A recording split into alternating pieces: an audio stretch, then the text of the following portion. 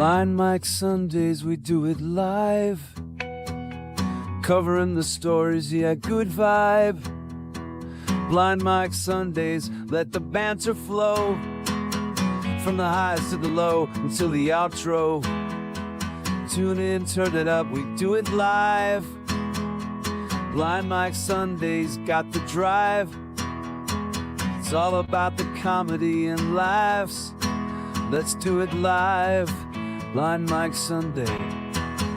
Let's put all our worries aside and just friggin' live this life together on this here show. It's another Blind Mike Sunday. Tune in, turn it up, we do it live. Blind Mike Sundays got the drive. It's all about the comedy and laughs. Let's do it live.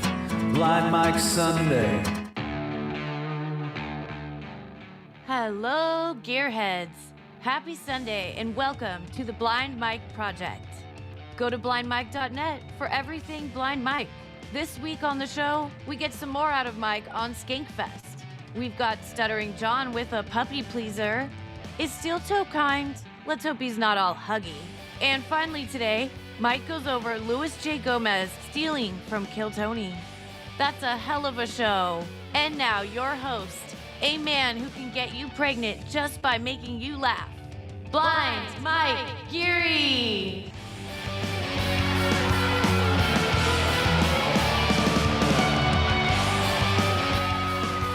I enjoyed that. Thank you, Electra. Hello, everyone. We are back. Craig has abandoned us. God knows what he's doing. So, Casey Day back with us today. Hello, buddy. Heyo. Hey, what's up, man? Yes, that was a great intro from Electra. Also, I'm way too close to you. I'm going to get pregnant.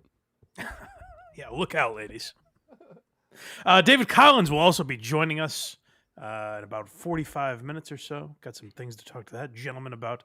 So excited to get into it today. We'll only have a few topics, but they may take a while. So buckle up, strap in. Hopefully we'll get to football before 1 o'clock this week for once. Isn't that nice? I know our schedule has been weird. I appreciate everyone bearing with us. Make sure you tap that notification bell so you always know when we go live. Next Sunday we won't be here. I don't know when we will, but like I said, if you turn your notifications on, then you know when exactly we're going live. But don't worry, next week I am done with wedding season finally. It's very exciting. I'm not in any more weddings.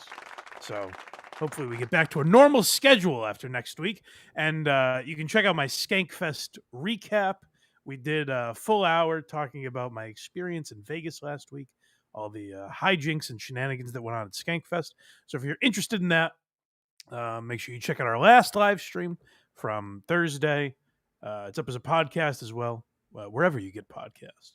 So check those out. We got a little Skankfest tidying up to do. One thing I didn't get to from Skankfest that I wanted to wait till the video came out to talk about. So we'll get to that in a moment. But first, I want to tell you to go to blindmike.net. That's where all the links I'm talking about can be found. Wherever you get podcasts, Apple, Spotify, YouTube, you can find all the links to the Blind Mike Project, as well as Why You Laughing, and Who Are These Socials that I do every Thursday with some homo, as we'll talk about later. So go to blindmike.net for all of those links. And become a member for as little as $5 a month. You get early access and bonus content to a lot of the stuff that we do. Shit, I forgot to post the link on Patreon again. That's really the big value that Craig has when he's here. He posts the link so people on Patreon know when we go live. But that's why you got to subscribe on YouTube, people, because sometimes I forgot to tell you about the show. So if you're subscribed on YouTube, then you always know when we're live. So make sure you do that, like, comment, and it helps more people find the show. We appreciate it. Why You Laughing? The most recent episode is Martin Mull, and we have a George Carlin episode coming for you this week. So check those out. You can also go to HackRideTheDemon.com, and that's where all Casey Day's stuff is. Yes, absolutely. And we'd also like to thank OJ for sending his chat over here today. Oh, thank you, OJ. I appreciate it. We love the juice. Yes. OJ, a very kind man. They were talking about this morning, OJ and Cardiff in the morning. We're talking about a show called The Big Show Show, which is I believe it's still on Netflix. It was the wrestler The Big Show. Oh yes. He starred in a sitcom. It's essentially like Everybody Loves Raymond or According to Jim, but with The Big Show as the goofy husband. Please tell me he has a tiny Asian wife in this show, Mike. I will be a happy man. I'm not sure. I don't remember who the wife is, but it is so bad. It's so insanely bad that when I heard them talking about it, I was like, "Ooh, that could be a good candidate for when Quincy is done." Quincy, I was thinking that's a Quincy replacement. That is definitely a Quincy replacement. So if Cardiff wants to join me on that, he's more than welcome. But yeah, that might be a good Quincy replacement, The Big Show show. Because I remember when it came out, I watched a couple episodes, and it's exactly what you want it to be. Right. It is a horrible sitcom, but with just every like he's so big, isn't that crazy? It's a one-trick pony, and my guess is you're not going to have a lot of episodes. It's going to be a short run. It might be a quick run. I don't know how long Netflix kept it on, but I think it was at least a couple seasons. Have you got other suggestions for after post Quincy? Because I know we're getting near the end of Quincy here. We're like a lot of in people season suggest 3000. like Columbo. I don't want to do that because I think it's so similar to Quincy, and some people say like Murder She Wrote, shit like that. It's so similar to Quincy and not as ridiculous. Like I find Quincy to be the reason it's great is like a coroner wouldn't be doing any of this stuff, and they also present Jack Klugman as like a strapping leading man. He's like in his 60s. He's got a beer gut. He's been smoking for 45 years, Well, this is the era of Burt Reynolds. So, the women fancy. He's no different Burt things, I Reynolds, think. my friend. So, yeah, I don't know. I haven't had many great suggestions for a Quincy replacement, but the Big Show could be a good one. So, blindmike.net watch. is where you find all those links. Absolutely. And what are we covering today, Blind Mike? Well, let's get into a little Skankfest talk because I mentioned we did a full Skankfest live stream, like I said. So go check that out if you want more deets on my weekend out in Vegas. But one thing I mentioned that we didn't get to was the Real Ass Talent Show. I thought was very good. I attended live, and I thought it was great. So I wanted to play some clips from it. Unfortunately, the audio kind of sucks. It's not that. I took the bass out of it, so it's listenable. Yeah, All right, good, worse. good. We've had much worse. Yeah, there is. I think maybe sometimes the podcasts come secondary to the live show there, so I don't know if they're just not paying attention. But like the audio wasn't great, unfortunately. I think if this was better quality, this would have been a fantastic episode. They had edited a lot out because of nudity, things like that. But Louis J. Gomez did the Real Ass Talent Show with Zach Amico, Mike Figs, Jason Mewes, and the great Tim Dillon as judges. There were a couple things mentioned that I wanted to get to. And this is where, like, I do love... Maybe I'm a hypocrite, because we got a lot of comments on the Tim Heidecker. Remember we talked about Tim Heidecker versus Tony Hinchcliffe? I do. And I said it came off as, like, Tim Heidecker being jealous. And maybe I'm hypocritical here because Tim Heidecker came off like angrier than that. Yet I find this very funny. Like, I think there are things to mock about Kill Tony. I guess it's maybe for me just your intentions, where you're coming from, the tone of it that makes a difference. And we'll talk about that a lot today. That might be a theme of today's episode with one of the other topics we got to get into. Because I found, like, when I listened to Tim Heidecker go off on Tony Hinchcliffe, it felt like bitterness and jealousy. Was when I listened to Tim Dillon and Louis J. Gomez essentially do the same thing. I found it hilarious. So maybe I'm a hypocrite. You guys tell me. But we will get into some clips here from the Real Ass podcast. Yeah, it's also, I think, a little different when it's your boy, right? Isn't Tony Hinchcliffe like their boy? He's friends with these guys. They're on the show a bunch. Yeah, you're right. Yeah. Like there's a difference of, and they know the show, where it seemed like Tim Heidecker was kind of talking out of his ass. Yeah, he's coming from a total place of, like, sarcasm with it. They're coming from a place of locker room ball busting. And so, there's a little more love coming from the friends, which sounds like hate if you're just from the outside. Right, well, let's hear it. All right, yeah, this first one is called Kill Tony. Yeah. There we go. Well, welcome to the Real Ass Talent Show, everyone. I'm very excited. Once again, you get to win a pair of golden tickets. I'm excited. So let's just start getting into some of these people right now. I'm going to just call your name randomly. You get 1 minute uninterrupted. When you hear the sound of the kitten, that means you have 1 minute to wrap it up. And This is such an original concept. Are you ready for the greatest show of your life? oh my Are you God. ready for the fucking best night of your life? What's your coding question? Yeah. Oh my fucking God. Unbelievable. You guys have the best fucking entertaining show ever. Oh, yeah. Just like we learned at the store. Michael Lair, rest in peace.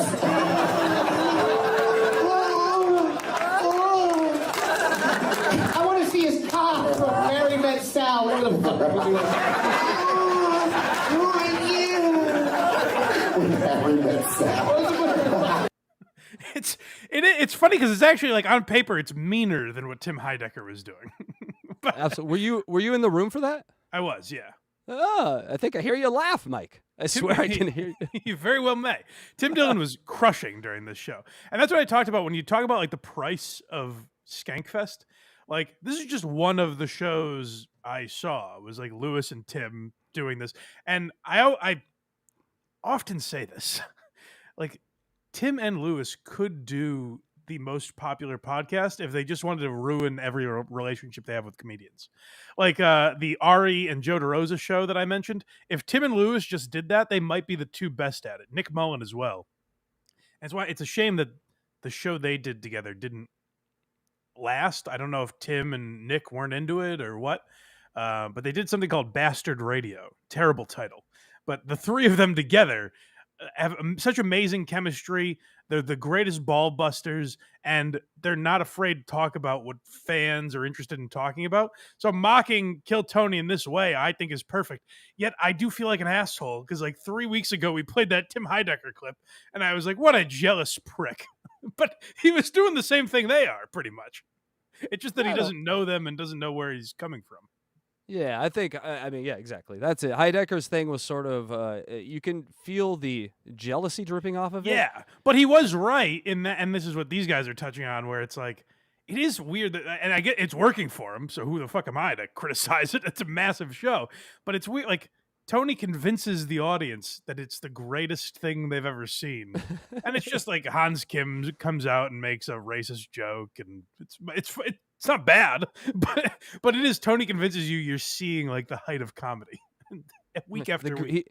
He's a great showman. Say what you want about him, but he is for sure. He a great definitely showman. is a great showman. Yeah. This one's called the Story I Forgot.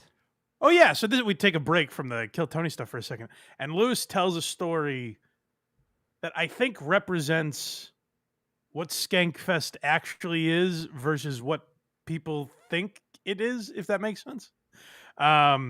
So there's a stigma around Skankfest, but you hear here the people who run it are aware of that and actively try to prevent it.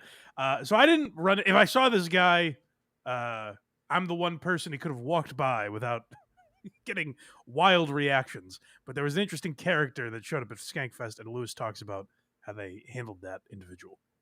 I imagine you sit next to this guy all night talking to him, just being his buddy. It's not impossible. Oh, I guess the skirt would have informed me at some point. Yeah, Mike, can you come with me, Mike? Yeah, Quick. I'm just having a chat with this guy. There was a guy yesterday that had a swastika on his forehead. He was just. I saw him. No, let me tell you what happened. I saw him. He was like the mascot of Skankfest. It is fun. Imagine I'm like, this guy's like, boy, Gillis really killed on that show. And I'm like, yeah, you're right, he did. Let's chat about it, friend. Oh, the story he told about Cliff, the guy that went to the Notre Dame game with him. You know, you're just having a laugh. If that picture got out there, it'd be worth millions. Well, that's what they were trying to avoid, as you'll hear here. And fucking Rebecca and Christina running around being like, what are we going to do to this guy with the swastika for? And me, I'm like, all right, I get it. It's pretty funny, first of all. I do understand. I understand why it's comedy. The guy, so I was like, guys, let me handle it, because I know how to handle it. So I went up to him, I was like, hey, dude, come here for a second. Is it stop here? He had 1488 written on the side of his head.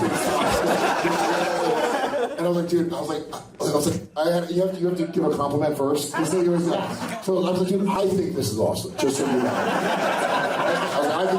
I like Lewis stroking this guy's ego. Like, listen, we don't want an incident. Hey, you're terrific. Everything you're doing is fantastic. Don't change a thing. Just don't necessarily do it here, if that would be okay. This is good. But if somebody takes a picture and posts this on the internet, it looks bad for you, it looks bad for me, nobody wants that. We all think this is hilarious. Everyone thinks you're cool. We get the bit. We get the I'm a Nazi bit. The bit that you're doing with the swastika and the 1488 permanent tattoo on your face. The bit. We love it. We get it. Your kids love it. The judge loves it. Everyone loves it. It's family court. It's a hoot. He's just really good. We don't need a who writes blogs every week about us to see your fucking ass. Just think, idiot. There's no context. We know you're cool. They don't know. It's the rest of the world. It is funny to watch. Like, there are people that try to do, I mean, that's an extreme example, obviously, but there are people that try to do what Lewis does or what Tim does and fail so badly at it where it's like, why would you think that is okay? Yet it is kind of funny because we're looking at that guy and what he did. Like, to us, it is kind of funny that someone would do that, but it's also psychotic and makes you question that person, you know? Like, it's funny that they would do that, but it's also a wild commitment to make. It is, but this is, the last place in America, comedy and satire, where you can supposedly get away with anything still. And that's why when we're free, you see stuff like that. When you don't see that stuff anymore, that's when I get worried. So it actually gives me peace of mind, Exactly. I wanted to play that clip because it made me, really appreciate what Skankfest is, where they can laugh at that and be like, look at this fucking asshole. But also, we politely asked him to leave or put on a fucking hat or whatever however they solved this problem. They gave him a do-rag. The irony. They were like, hey, listen, we don't want, we don't want pictures being taken where it looks like Skankfest is some Nazi fucking rally. But it wasn't a think piece. And it's like, remember a few weeks ago, I've talked about this where they didn't come out and go, we completely disavow anyone that would tattoo a swastika on their forehead. Like, they didn't feel that was necessary to make a serious statement about it. They came out, they make jokes about it. Tim Dillon makes a joke about how much the child court system loves it, the family court system. But they don't handle it like, they don't feel a need to put this fake PR voice on where Skankfest as an organization completely disavow. Like, they don't love it, but they can also laugh about how ridiculous it is at the end of the day. And I think that's why it's such an important thing that Lewis has been doing, and I hope it keeps growing and they keep the word keeps spreading. Like, I don't know how it's even possible that I've gotten the Skankfest ticket every year at this point, because with the publicity it gets for being the home for comedy, like the one true comedy festival, and like what a great time it is. It's amazing that tickets are even still available every year. But I thought that was kind of a cool story that represents what that environment is. Like, for the most part, everyone gets it. There's one glaring instance where someone went overboard and it was handled perfectly, Yeah. The general rule, you let everyone in, and then if they got crazy ideas, you make fun of them, and they get ridiculed, and that's the world we lived in, and It was amazing. The 90s were amazing. Let's bring back the 90s. This one's called New Idea. Oh, yeah, so we're getting back to the idea of Lewis stealing Kill Tony and what that potentially could look like. Because it is, we've talked about this before.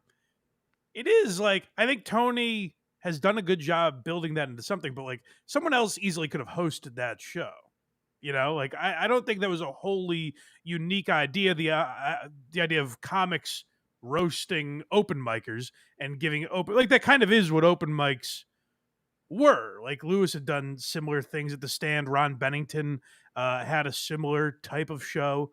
So, like, it kind of existed before. It's just Tony was the one that was able to hit at the right time. So what potentially, if Lewis took that idea, what could that look like? We're gonna keep it going, guys. It's been fun. You guys having a good time so far? You know what? We should just do this. And I should just end my relationship with Tony. He'd be pissed if I just did this as a show.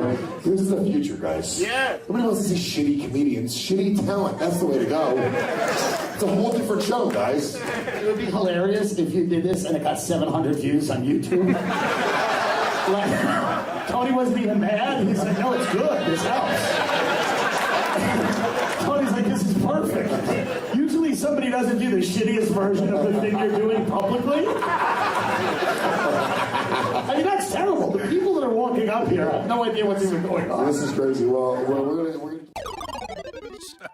So yeah, I do think it's very funny the way that Lewis and Tim like will openly talk about Kill Tony in a way that where like other people are, I don't know, weird about like ruffling Tony's feathers. I think those guys are very good at it. And I just thought that show in particular, I wish the audio was better because I think it's a great representation of what Skankfest is. I got more into it the other day. Like I said, if you want to go check out the full live stream, we talked a lot more about Skankfest and my experience there the other day. But I thought that was one final thing I wanted to address since the show came out. So I also listened to Dad Meet, a show I wasn't at. Shane Gillis and Sam Talent were on that. And I would recommend it for anyone else trying to get a taste of what Skankfest has to offer. I would say go check out the latest episode of Dad Meet with Gillis and Sam Talent. But that's the final bow I'm putting on Skankfest. What's that, Casey? That video had about 30,000 views as last night. So not 700, but not 10 million. So, you know, there's some room, somewhere in the middle. Yeah. Room for improvement there. We have a super chat here. Okay. $2 from Darth Nugs. Zach Amico looks like a Ninja Turtle villain. I fucked that up. Zach Amico looks like a Ninja Turtle villain. Zach Amico is tremendous, one of the best snipers in podcasting history. He's very good. And it's a shame that like when Lewis has a guest on Tim Dillon, like they fuck up the audio like that because that could have been a very fun episode. But it's why you hire producers instead of drug addicts, basically. But the people there do a very good job. They run a tremendous festival. Why can't you be both, Mike? It's done very well for me. Right, exactly. That's what I'm encouraging. All right, well, Mike, what would you like to go next in the cavalcade of tardidry? Well, I say we get into Stuttering John, shall we? No. Yes, we shall. We haven't talked about Stuttering John in a while. I feel like I say that every time we talk about Stuttering John, when we really have talked about him somewhat recently. But for us, it feels like a break because Stuttering John has gotten very boring and repetitive, and it seems like people aren't really going at there isn't the same drama that there was for a while. No one really gives a fuck about John anymore. So he's creating these wars out of nothing. Like his big war now is that Shuli hasn't changed the name of his show because a guy that got arrested for child pornography used to work there. I don't know why that's a fight John is fighting. I don't know why it's something that he gives a shit about, but he has pretended to so that people will keep watching his show. So ultimately, I find John very boring. What inspired me to talk about him this week is Rob Saul. Because Rob Saul is a guy that represents to me all the everything that's wrong with the Dabbleverse. And I don't think there's a lot wrong about it, but I think Rob Saul is a glaring example of one thing that is wrong, where the people that don't have fun with it are so disgusting to me. Like if you look at what Rob Saul is doing here and what he does on a nightly basis, it's gross. And what's even worse is that he doesn't stand by it.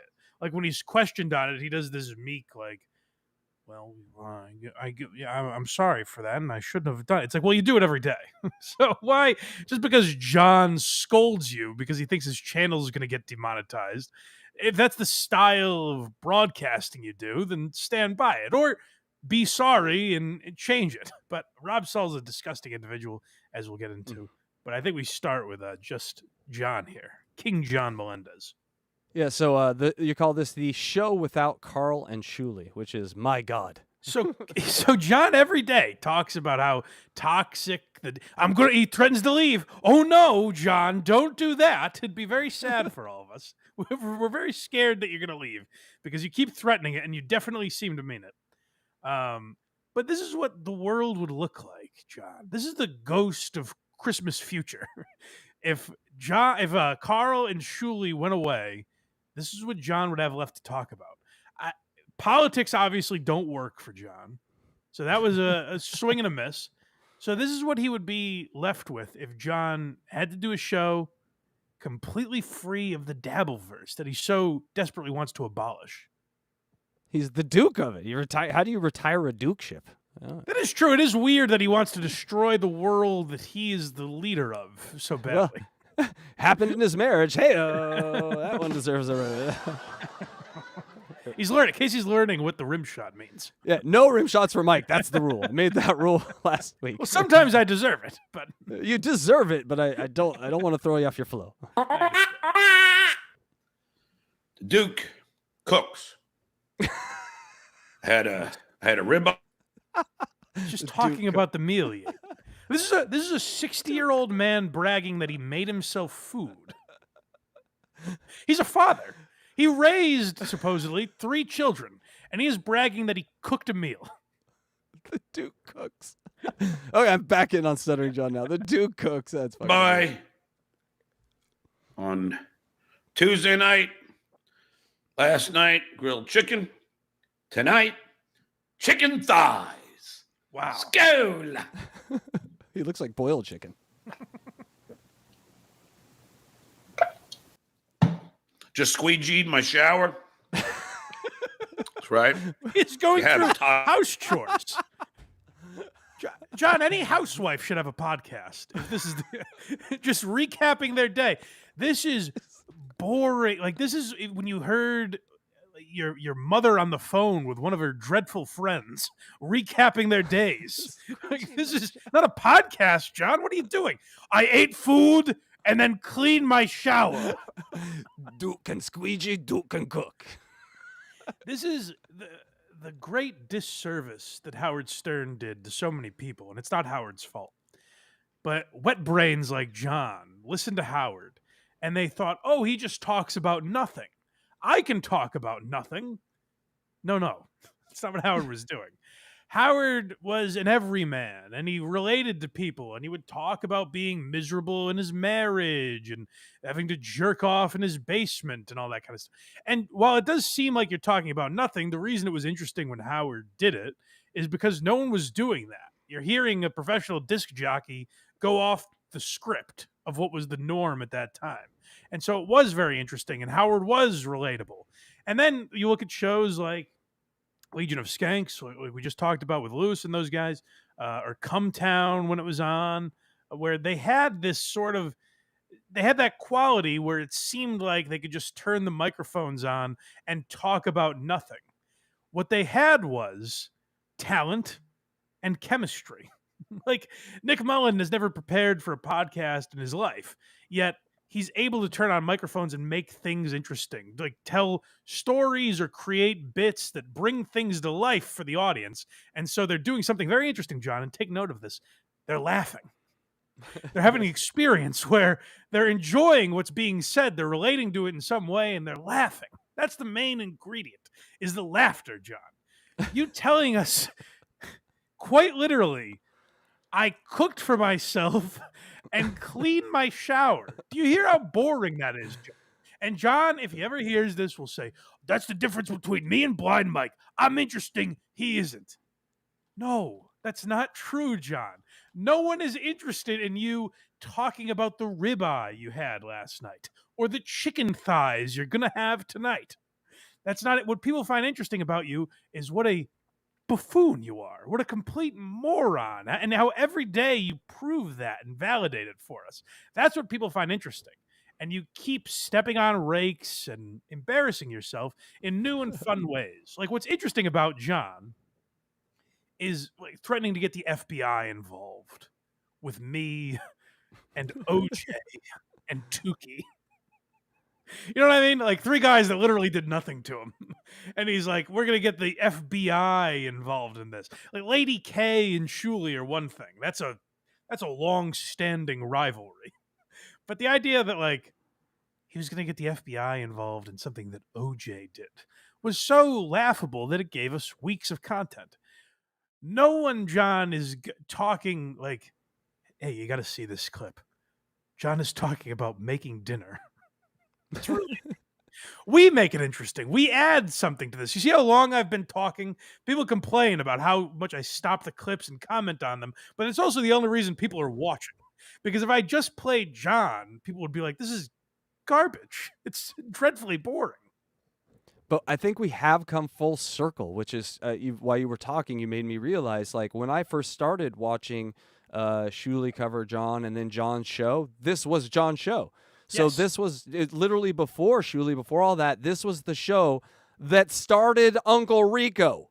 Right. So he's going And- back and- to his original material that started the whole thing. And so does he think that's going to end it or just give us endless more material of the pure? This is the pure stuff, you know? Yeah, and John like misdiagnoses, like if he's like, oh well, Mike's talking about this clip, so that must mean Mike's finds it interesting.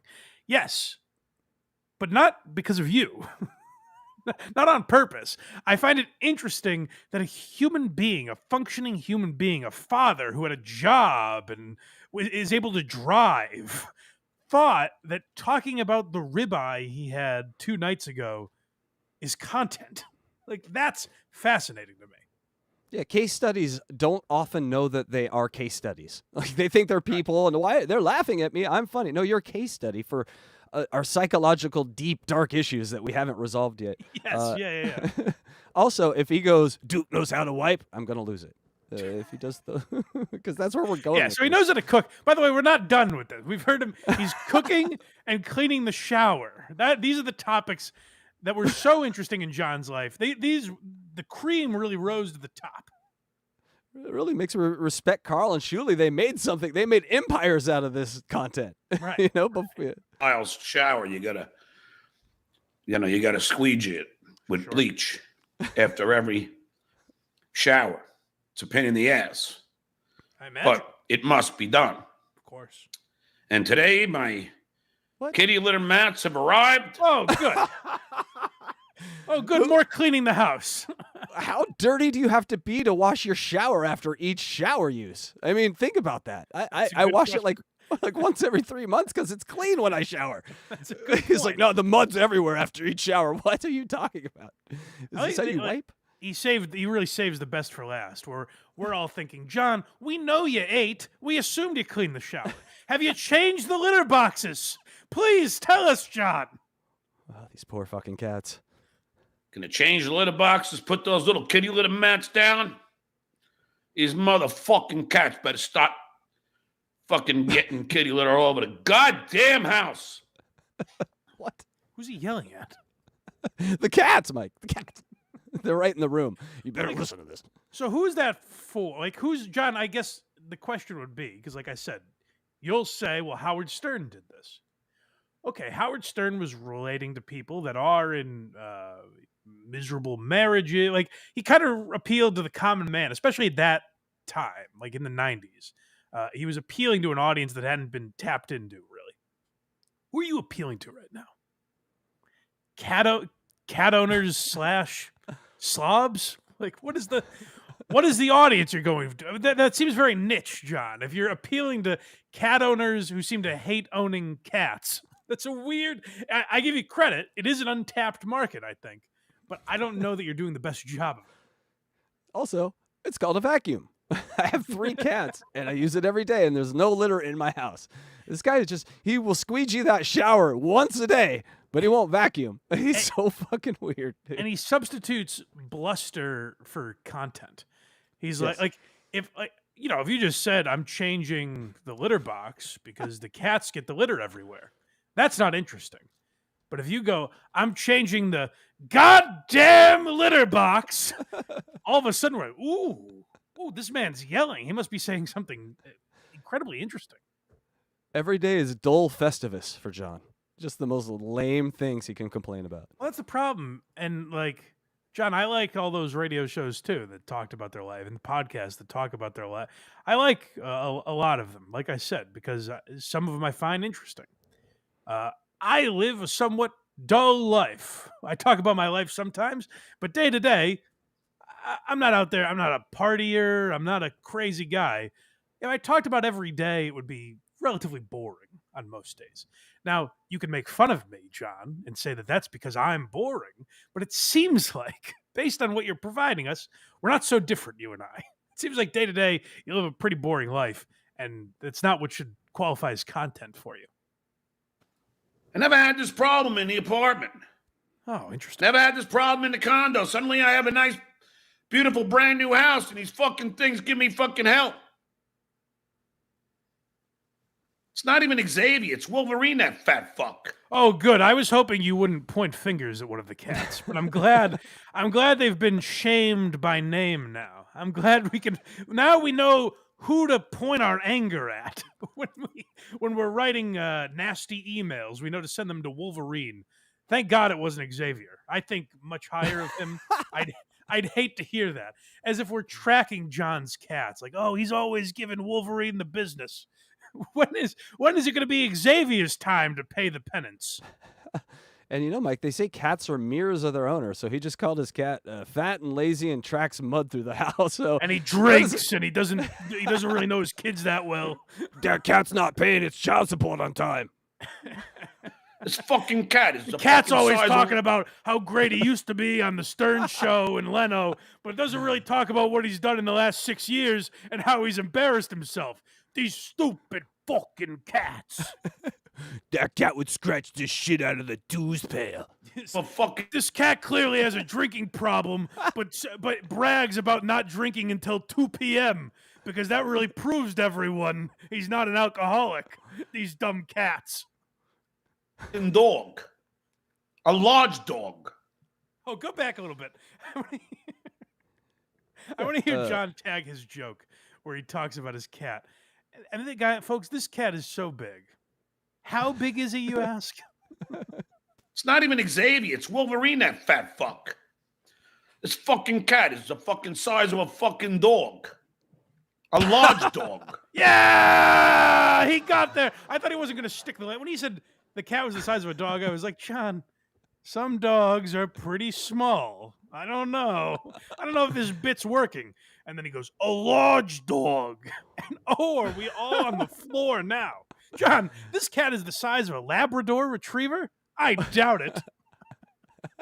You know, when a tag's coming from Stuttering John Melendez, his mouth gets full of water. You hear it there. He gets wetter. Here comes the tag. This one's called Cool Friends. Oh, so this is John talking about all his peeps. He's got Clay Dabbler in his life. We're going to hear from Saul. And what John likes about these people is they have a certain swagger to them. It's not simply that these people will talk to him. He wouldn't have said the same thing about the Quad Father or DG or any of these other people that have pretended to be John's friend. He certainly wouldn't have said that about every single person that's entered his life at some point until they aren't cool all of a sudden. This is how cool the likes of Clay Dabbler are. I want to thank Clay Dabbler for coming on the show yesterday. Clay seems to be a fan favorite. And I know why. Because he's loyal, he's loving, and he's cool. Yep. That's all. What a ridiculous comment. You know how when you're listening to a radio show or a podcast, and you're like, you know what I love most about this guy? He's loving. When I was listening to Tim Dillon and Luis J. Gomez, I was like, there's something loving about these guys. And that's what really makes me laugh and keeps me interested and keeps me constantly coming back. First of all, John, fan favorite among who? Like, I don't have a problem with Clay Dabbler. I think he's much better than Saul.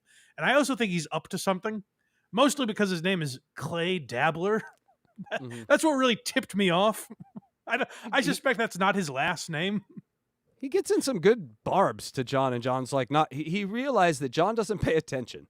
Right. John just sort of like, he's looking ahead, and if you kind of just jab him in the back with your pencil, he's not really going to do anything. And so he's kind of developed an art form of like this subtle troll. Yes. I like it. Yeah, I actually kind of like Clay Dabbler. I know many people don't, but I don't think anyone is watching and going, you know what I love about Clay Dabbler so much is that he's loving. Also, what fans are you talking about, John? Because all I hear is people like, I've heard every other show talk about what a piece of shit Clay Dabbler is, and these are the people watching your show, John. Who are you talking about? Like, I guess he means Dirty Deeds and The Legend, who he criticized the other day, by the way, for not giving him money on his birthday. That's how you know a true friend. But yeah, no, Clay Dabbler is really cool, and that's why we all like him so much. It's like watching Ocean's 11. You're like watching the heist. You just don't know how it's going to end. You know, we're all watching this together. And much like watching Ocean's 11, you're like, oh, these guys are all friends, and they're so cool. And loving. Yes. Brad Pitt is so loving. Yeah. And that's a fact, Jack. And you don't get a lot of loyal people in this Dabbleverse. No, I guess that's true. What color is that shirt? He has a white shirt on, Mike, but it ain't white. It's like a brown. And the collar, it's seen better days. If you remember when he interviewed Ivy Supersonic, he had too many T-shirts. He was up to his eyeballs in T-shirts. That's right. So that's just one of the millions that he has to sift through in the morning. It's not very easy. Especially when you're the Duke. No, I imagine that's a tough title you've given yourself. This one's called Quite a Promise. Imagine giving yourself a title and then complaining about the responsibilities. Oh my God, the strenuous paperwork you have to go through when you're the Duke. Wait, you hired me as a judge, and what am I supposed to do? No, I'm not doing that. I'm not going to judge a thing. The Duke is someone now people call him that mockingly, but yeah, no one called him that. John just realized it was alliteration, and he's like, "Oh, I could be the Duke of the Dabbleverse." He saw that one Warriors clip, and he latched on for dear life. Did someone start calling him that, or did John just come up with that name? I think the JJ Dabbles or B Dabbles, whoever the fuck his name, he does the songs for the Shuley Network in the morning. Okay. John heard a song he liked, and at the beginning of that, I might get this all wrong, but there's a clip of the Warriors of the guy going, "Oh, we're in the Duke's territory. You don't want to mess with the Duke." Oh, that's where that's where he found that clip. Yeah, it's from the movie The Warriors, and then John just had a Yeah. boner, and he's like, "Oh, that's from a movie. I'm taking it." Well, he is the Duke. I know that much. He is But yeah, like he anointed himself the Duke, and then he's so worked up about all the duties the Duke carries. It's very arduous. Oh, Quite a Promise. Did you want to set this one up? Oh yeah, so they really put their money where their mouth is here. These two assholes. I believe Rob Saul joins him for this, and this is something where John is dangling a carrot in front of Rob Saul. It's an elusive get that Rob Saul could possibly attain. It's very exciting if you're a young whippersnapper like Rob Saul. Maybe one day I could get the Duke on my podcast. And John dangles it in front of him. But there is a catch. But here's one who's not one of those people, my good buddy Rob Saul. Hey, what's up? Rob, what time are you doing your show tonight? Probably around 8. You do it at 8, and the Duke will show up at half in the bag. All right. Wow. Sounds. Wow, how exciting. Oh, great. John, do you mean it? Will you come and ruin my show, please? Pretty please. Well, John, if you come in drunk, that means more people will pay to call Rob a dog fucker. Isn't that exciting, Rob? Rob, think about what you're doing. Like, this is so sad. And I don't feel bad for Rob Saul, because we're going to learn what just a grotesque piece of shit he is in a few minutes. But I guess it's Rob's dream to become a broadcaster. Do any of these people, Aaron M. Holt, Rob Saul, Stuttering John, these people that so desperately like want to be on the radio or want to have a successful podcast, whatever it is that their goal is, do any of them still have sight of like why they wanted to do it? Or was it just being in front of a microphone and having people pay them was good enough? Like, did they have any passions that they wanted to talk about? Like, Rob Saul wanted to get into radio. Did he want to intro records? Did he want to talk about the news? Did he want to talk about sports? Did he want to talk about his life and comedy and make people laugh? Like, what was Rob Saul's goal when he said, I want to get into radio and now I want to get into podcasting?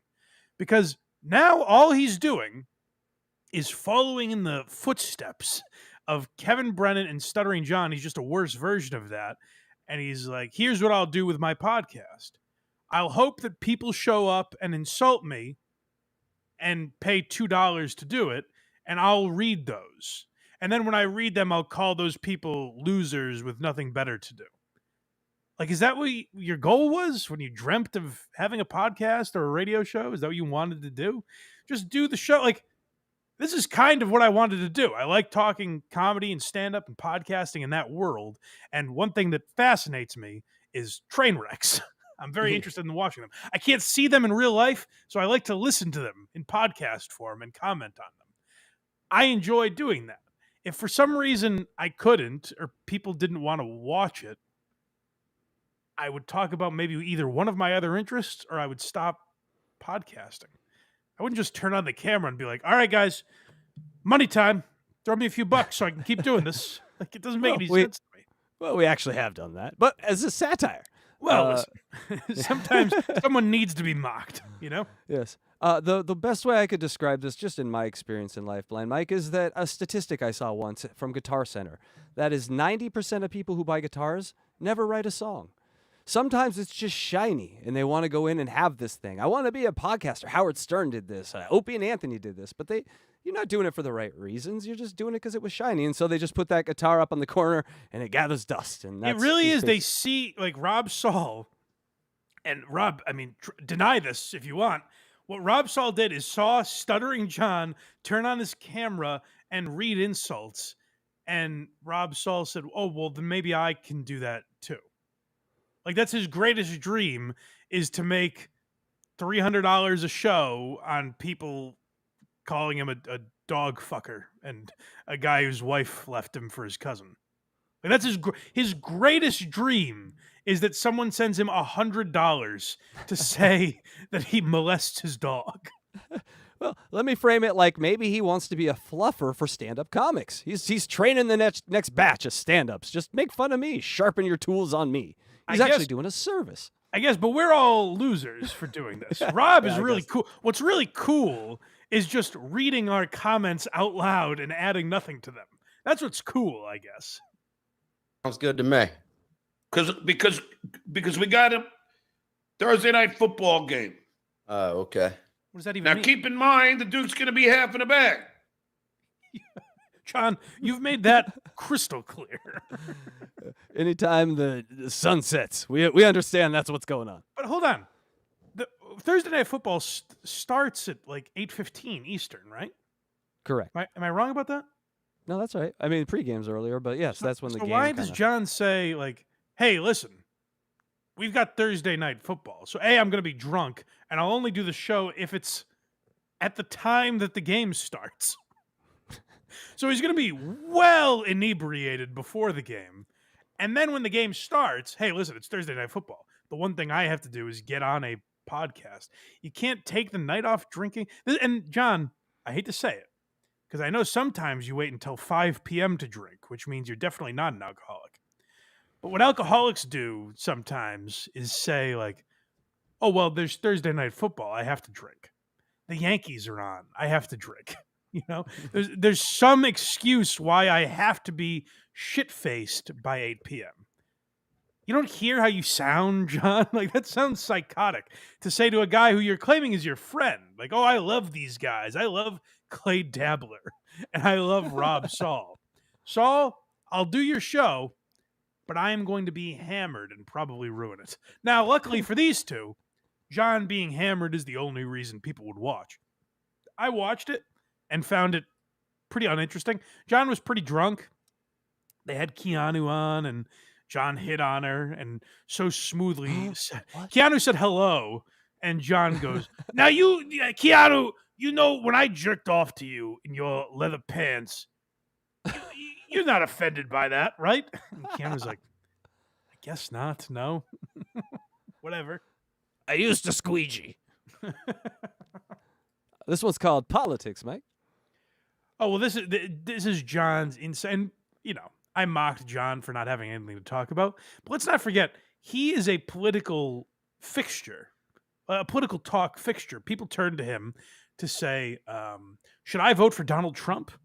And then weekly, they're told no, with no real reason or insight. Like, this is a legitimate take that I've heard on John's show before.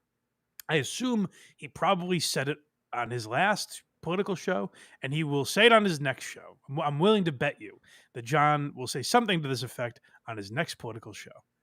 I don't even understand why these people vote for Donald Trump. Yes, John. We're well past that.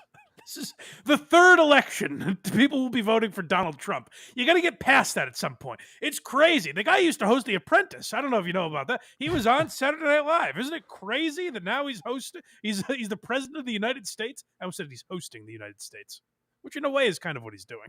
But like, isn't it crazy that people are voting for Donald Trump?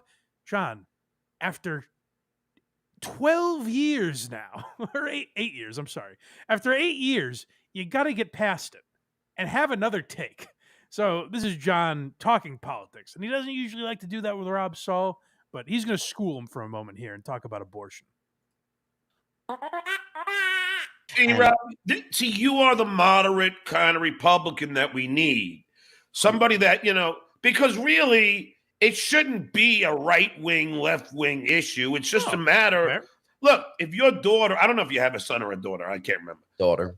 But if your daughter got raped, you'd want her to have an abortion, wouldn't you? Yeah. Oh. Hold on. First of all, John, this is a man he loves so much. I don't remember if he got I don't even know if your kid's got a prick or a twat. In my case, it didn't matter. You know what that is, Mike? That's loving. That's the definition of loving. Yeah, no, right he clearly loves these guys. Jesus I don't remember what your kid is, but is it a boy or a girl? And actually, I'm sorry, he didn't ask. He said, I don't remember if your kid's a boy or a girl. And Rob says, I'm gonna ask. Rob says, well, it's a girl. I have a daughter. And John says, but hypothetically, if your imaginary daughter was raped. No, John, I just said she's very real and she's very young. And you are now on a podcast talking about her getting fucked against her will. Yes, but Mike, at least the wives are off limit, right? That's the next clip. Oh, well, let me hear that again. I just want to hear it once more. You want to hear the I want to hear John ask that one more time. I want to fully get demonetized and hear John ask that again. Oh, there we go. Because really, it shouldn't be a right-wing, left-wing issue. It's just a matter. I don't think I went back far enough. Hold on. No, you did. Oh, okay. Sorry. Republican that we need. Somebody that, you know, because really, it shouldn't be a right-wing, left-wing issue. It's just a matter. Look, if your daughter, I don't know if you have a son or a daughter. I can't remember. Daughter. But if your daughter got raped, you'd want her to have an abortion, wouldn't you? Yeah. Boy, what a deep take. It's like Rob Saul wasn't even there. He's just kept going. If your daughter got raped, wouldn't you want her to have it? What a leading question. Yes, I suppose that's true, John. I would. So in John's mind, Carl is actually leading a perfect life because with no kids, there's no one to rape. Congratulations, no chance, Carl. That's true. There's no chance of that queer's daughter getting molested, and that's Craig can come over anytime.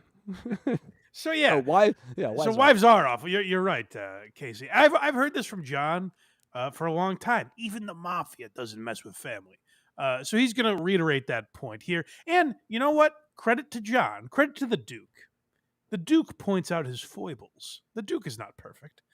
So he points out that even he can fall victim to the salaciousness of trashing someone's family every once in a while. He, too, is not without sin in this game. I mean, see, here's the thing, Rob, and now wives should be off, off they should not be included. Absolutely. Yes, I included the shit where it was only because of all the shit they did with my mother and the shit that they said about my kid. So I retaliated, but have I shown a picture in a while? No. Wow. Well, that's very big of him that he hasn't doxed Shuli's wife recently. He did it a while ago, so no big deal. Here's the pesky thing about morals, I suppose, John, is when you think something is wrong, you shouldn't do it even if someone else does it first. That's the tough thing about this stuff. Is sometimes if you think it's wrong to trash someone's innocent family members, well, then by God, you shouldn't do it, even if someone else does it first. John, if Shuli was jumping off a bridge, would you do it? Try to live by that code. Mm-hmm. But hey, John puts his hand up and says, listen, I haven't done it in a few days, so kind of exonerated, Yeah. By the way, the irony that's the same thing that every friend he's ever had who's married has told him. John, my wife is off limits. Quit asking about what she looks like and what she wears Right, while she's in bed. Yeah, that's true. Is John, wives should be off limits even when you're friends with the person. Yes. Hey, Richard, is your wife's pussy tight? God, I'm gonna do it one time. I got it. That's a good one. Richard, what size are your wife's breasts? Jesus Christ, John. Pretty good. I've seen her. She's pretty good. Also, this was moments later. Yeah, so right John doesn't talk about wives anymore, and he's not talking about families because, like I said, even the mafia doesn't go after families. John has learned that. So this is just a few moments later, and like I said, John he talks about his dinner sometimes. He talks about cleaning the shower. One thing he will not talk about is families on his show. He doesn't allow that. So let's hear what John and Rob are talking about next. It just cracks me up, Carl saying, Rob Saul just sits with his dog to talk about his ex-wife because he knows he'll never have another woman again. Like, I have never even fucked anybody that is as disgusting and horrid as that old fucking dried up prune that you're pretending to want to fuck. Hold on a second. Now, I hear some nasty things being said about Carl's wife. Surely John is about to step in and say, no, Rob, remember seconds ago. It's literally, I think at most maybe 2 minutes later in the program. Seconds ago. Remember when I said we don't really go after the wives anymore? Like, we're not doing that? Surely John's going to jump in here because that's a pretty horrible thing to say about someone. So I imagine John's going to clear things up right here. I know. And No. I'm saying, Damn it. God damn it. Yeah. Let me say something. I actually legitimately don't know what Carl's wife looks like because I am blind. I've never met her. I don't know what she looks like. First of all, they're describing like the Cloverfield monster or something. There's no way she matches this description. No, she's very pretty. Listen, I'm from Portland, Oregon. She is a very pretty Portland, Oregon type lady, like alternative rock chick. Like Sure. These guys don't get that every chick doesn't have to look like Pamela Anderson because they don't get any of them. Right. So, But let's say they're not attracted to her. Yeah. What? So what? Good point. Why does it warrant this? Why am I justifying it? Good point. God damn. You talked about how wives are off limits, and also like I know the lovely Jenny Jingles has been on Carl's show before. I gotta say, she's incredibly mild. She reacts to the clips that Carl plays and it does a verbal eye roll, essentially. She does not get nasty and go in on John. So what is John's excuse?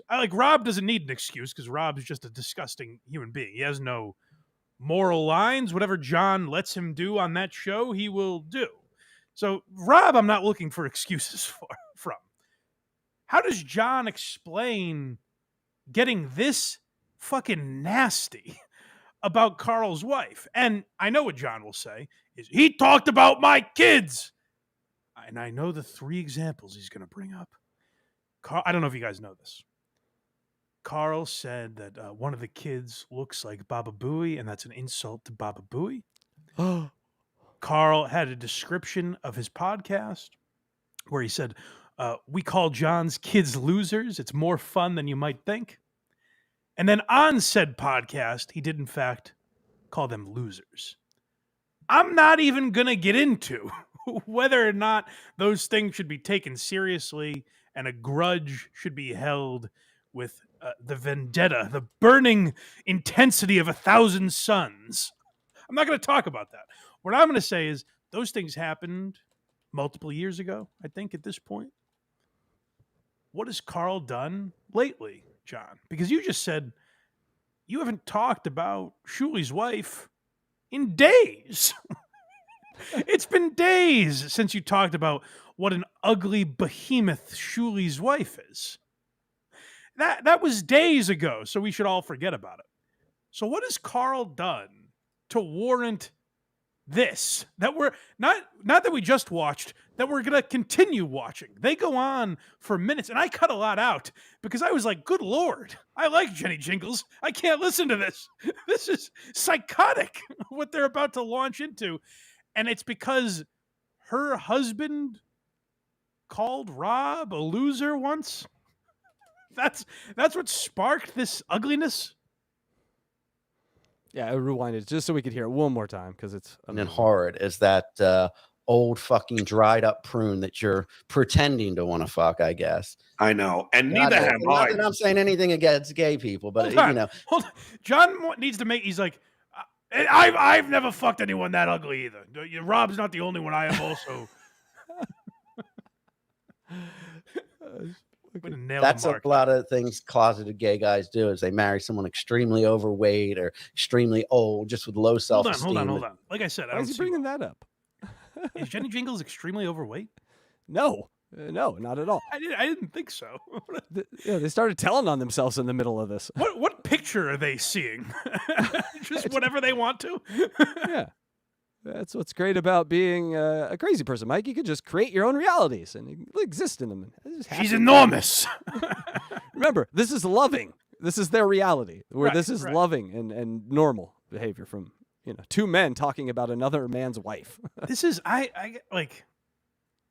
don't know if I guess I credit Carl because he just kind of stayed above it. Like what assholes these guys are. Like this goes beyond like a fun ball busting thing. And to John and Rob, I would say, why do us losers like who are these podcasts or Tukey or Cardiff or any of these guys? Because like when you're watching this, you're like, oh God, what disgusting human beings these two are. Like this is not fun. And again, when I talk about like, sometimes I feel like a hypocrite, like the Tim Heidecker thing I mentioned before, because like, before I was on Kirk's show, I listened all the time, and before I worked at Barstool, I was a fan of Dave Portnoy, and I used to like Opie and Anthony and all that. Like, those guys would get this nasty sometimes, and I think like, am I a hypocrite for criticizing these guys for getting this vicious with someone when I wouldn't criticize all those other guys? And I say no. You guys tell me if I'm right or wrong. I say no because the thing Kirk and Portnoy and Jim Norton and Howard Stern and all these guys had that John and Rob don't have is talent, charm. Like you want to root for those people and you're on their side and you feel like they have a reason to be going in on someone like this. You're watching these two guys attack someone who's not even in the argument. Like Carl upset you. I was really going off, but let's continue. All right, let's see where. What is this guy? Is this? It's fucking improv classes, and All right, I have never even fucked anybody that is as disgusting and horrid as that old fucking dried up prune that you're pretending to want to fuck, I guess. I know, and neither have Not I. that I'm saying anything against gay people, but that's a lot of things closeted gay guys do is they marry someone extremely overweight or extremely old, just with low self-esteem, that's just happy to have someone marry them and be with them. What a And, strange you know, thing well- too. Like Jenny Jingles is a performer. I wouldn't assume she has low self-esteem. She obviously Could be hates herself. She married Carl, but but it's interesting to be like this person, like to analyze them in such a level, like they're hideous on the inside and outside. You've never interacted with this person, Rob. Like, what the fuck are you doing? Like, this is where Rob does this thing where we'll talk about it later, but he was on Ray DeVito's show and he applauded the death. So his ex-wife, I guess, had a child with Rob's cousin, and that child died. And Rob applauded that. He was on Ray DeVito's show, and Ray mentioned the kid, and that Rob was like, the child died. And Ray was like, oh, really? And then Rob starts applauding. Like, so it's the same guy. He does all these things. This guy is this it's fucking improv classes and his fucking stupid band and his snaggled tooth. He just looks like he looks and is just the epitome of just a loser. Yes. And you would never even, and including my ex-wife when she was in her prime, you would never even be able to come near to even touching the type of women that I've had. Children, they're like, no, I've had hotter girls than you've had. And then John's like, and I've had hotter girls than the both of them. It's just insanely childish. It's like that baseball bat game where you put your hand above the other guy and they just keep going. But what's weird about like these two is like Carl isn't engaging in this really. Like he does his show and he talks about them, and then they're having this argument back with nobody. They're like, oh yeah, Carl. And then if you talked to John and said like, have Carl on, he'd be like, no. It's like, well, because you're a coward. Like you do all this tough talk where you get really nasty with people. And then if they asked you to do it like in any sort of real sense with them, you would be afraid to. Like, I don't know if Carl would have any interest in having Rob on, but I assume if he had him on WATP, Rob would say no. And if Carl said, well, then I'll go on your show, I think Rob would say no, because I think they're pussies. Like you hear how Rob is when he says something that could be against YouTube's terms of service. John's like, will you apologize for that? And Rob's like, I'm really sorry. He stands for nothing. He goes off on these tangents, and then if the right person asks him to take it back, he will, because he's spineless. Had sex with, because you're a look, snaggletooth, ugly little fucking. Look at my ex-wife. I mean, no offense, and she's still beautiful. And my ex-wife. No offense to who? Like John is saying, no offense, but my wife's way hotter than yours was, Rob. So let's use me as the example. I think that's to his kids. No offense, kids. Gonna talk about your mom again.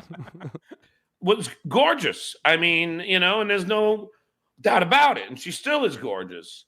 But I mean, what did nothing add to the conversation? Who would be offended by that? Hey, no offense. My ex-wife is gorgeous. Oh, good. Good for her. That's nice. Good.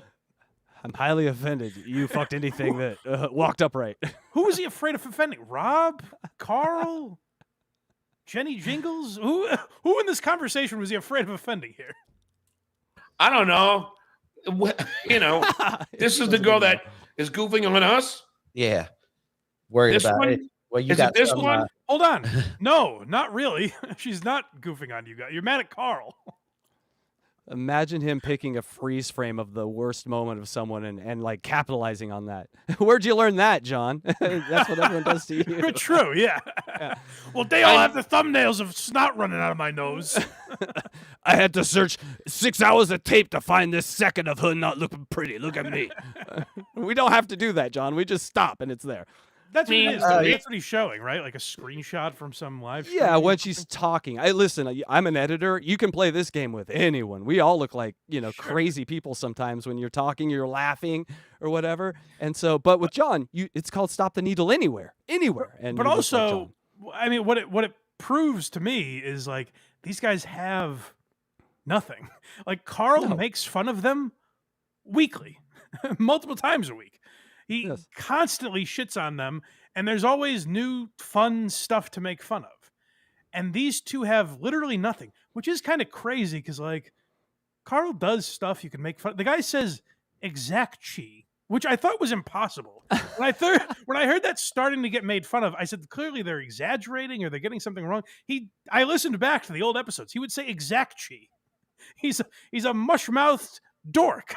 He's a mandolin player. And we all know how gay that is. But like my point is they could make fun of Carl if they had any ounce of talent or humor attached to them, but they have literally nothing.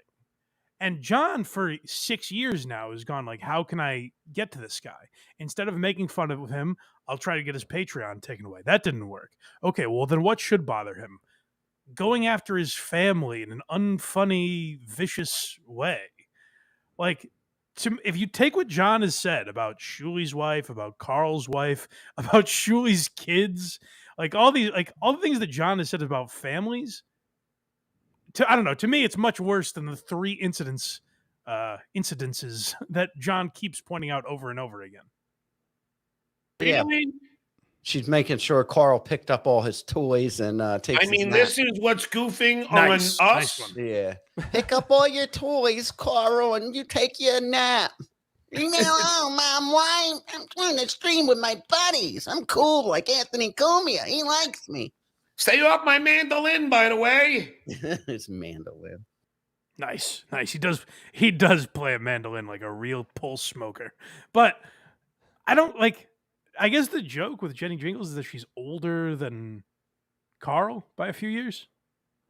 I think he said she's like 8 years older than him or something like that. Lucky man. Wasn't John trying to fuck Kate Meany? Yes. I don't get what the. There's a 36-year difference or whatever, 35-year difference, whatever it is. Why is that okay, John? You fucking creep. No, and I also remember him like complaining about dating. Oh, this chick showed up and she was like 60. I still how tried gross. to fuck her. Yeah, but like, so he goes out with women that are older than him too. That's and listen, I know the old like. Sure, it's what guys do. We'll bust Carl's balls about having an older wife, whatever. But it does show like how fake of a liberal John is. Like I think John's only a liberal because he wanted his kids to think he's progressive or something. Because if you look at what a fucking pig John is, what he's saying is women are gross at a certain age, and you shouldn't be attracted to them or in love with them anymore at that time. They've reached their spoiling point, and you should discard them because they are useless sleeves after that. When they Like, that's dry up, so does my love. That's how John views women. Like when they hit their expiration date, you should discard them. And listen, if that's how you look at ladies, I'm not gonna wag my finger at you, but I will when it's someone like John who pretends to be this liberal, who's for Absolutely. progression and equal rights. Blind Mike, we have a guest. Do you want to bring him in now, or do you want to make him sit in the back and watch us? He's more. David Collins is always welcome to join us. Hello, David. David Collins. Now, let me ask you, My God. is this working? Oh, so loud. Hold on. All right, Your try mic's again. a little loud, yeah. All right, try again there, David Collins. Is it quieter? Yes, It is quiet. We're There you go. experimenting with new things. One of the biggest criticisms I get is that when I appear on other shows, the audio is not the same quality as David Collins' 30-minute-half-hour show. I think you sound pretty good. Am I right about that, Casey? It sounds great. Perfect. It's amazing. Boy, what a great day. Good morning, everybody. I'm sorry I'm so late, and I just wanted to appear briefly and see what was going on this morning and talk about something that I think I'm going to be working on with the Blind Mike Project in the future. But what am I interrupting? Oh, well, we're talking about Stuttering John at the moment. Yes, there is a project that I've mentioned to David, or he has mentioned to me that we'll talk about before he gets out of here. But right now we're talking about Stuttering John. And I mean, Rob, basically, David, if you've missed it, Rob Saul has been so nasty to Carl's wife that it's bizarre that this is considered like a comedy show. Like he's getting really disgusting here. Yeah, Right, this was is called I thought he Nasty did a Boys. political show. Yeah, well, that's what's weird too. Is like if you tune into John for politics, imagine getting this at some point. Yes, nasty boys is what this we call. They really, I mean, these are really some nasty boys if you hear them speak here. Yeah, it's gross. And this is the fan favorite. This is, I guess, the pièce de résistance, when this is the famous take a nap scene. Ah, yes. There's his mom wife. Ugh, look at that fucking skanky pig. Is that Rhea Perlman? Yeah, nice neck. Ugh. I don't understand. First of all, Welcome, they're calling David. her ugly, but also skank. It's like I don't really Married get that. woman. Yeah. Yeah, but the nap thing, if I can comment on that, I get someone has to explain to me why that's funny. Like, I assume maybe they had a long night ahead of them or something, and she was like, "Oh, you were up early. Like, we have to go out later. Did you take a nap?" I don't find that crazy. And then Carl's answer was no. So I guess if you want to call her mom wife, he was breaking the rules, man. Isn't that cool? Like, I don't really get what was so fun. David, am I missing something? Is there something crazy about taking a nap in the middle of the day? Well, a little bit. You only have so much of the day. You really shouldn't waste it. But they're breaking they're breaking a really cardinal rule of broadcasting. You never want to go after a host's partner. A lot of people have lost their careers over that. Yeah, I find it to be an odd approach, but at least they're doing it with grace here. Can I fuck the folds in your neck, mom wife? Jesus Yeah, Christ. leave me alone. I'm with my buddies on the internet. We're gonna meet up in Rochester. So I don't know why he's commenting on you. I mean, it's just like, What a really? scumbag I am. He's talking commenting about- on Rob because Rob does a show, and Rob is on your show. That's why, John. John's always asked, he's been searching for 6 years for this explanation. Why people think they can make fun of him. Because this show's being posted on the internet, John. No one's going to your home, no one's finding your family and doing these things you claim. If someone called your mom on Christmas Eve or whatever the fuck, they're wrong. They've gone a step too far. But that's got nothing to do with me. It's got nothing to do with Carl, or I don't know if Shuli's involved in any of that stuff. So find something new, because you break every rule you claim to make for yourself. Listen to the way these people are talking about this woman that they don't know, and yet still think like they have the moral upper hand. Oh, Carl and Shuli are bullies. I've heard them say that. They bully this poor guy, Stuttering John. This doesn't sound to me like a guy that's incapable of defending himself. He's on the internet. We're gonna meet up in Rochester. So I don't know why he's commenting on you. I mean, it's just What a really? scumbag I am, talking about how I am as a husband, father. I mean, just a total trash bag, because he never made any mistakes with his kids. Oh, because you can't have them because your old fucking ugly wife, who you're probably not even fucking, you closet case. Just do They're it. really piling a lot in there. He wants to have kids but can't, but also he's gay and she's a beard. There's a lot in there to digest. Closet case is an expression I've never heard before. Yes, well, they're saying, I don't know if you know this, David, Lady K is a bit of he plays for the other team, as they Right. used to Well, I say. can understand. I met him in person. I get why people get that impression, but I don't Sure. think that's the case. Yeah. No, I get that. I totally get as well. But then you look at Jenny Jiggly and say, okay, he's a happily married man. I must have been wrong. My first instincts were wrong. You know, she avoided the part of the house that I was in. She even met Delicious. I never met her. Really? Isn't that interesting?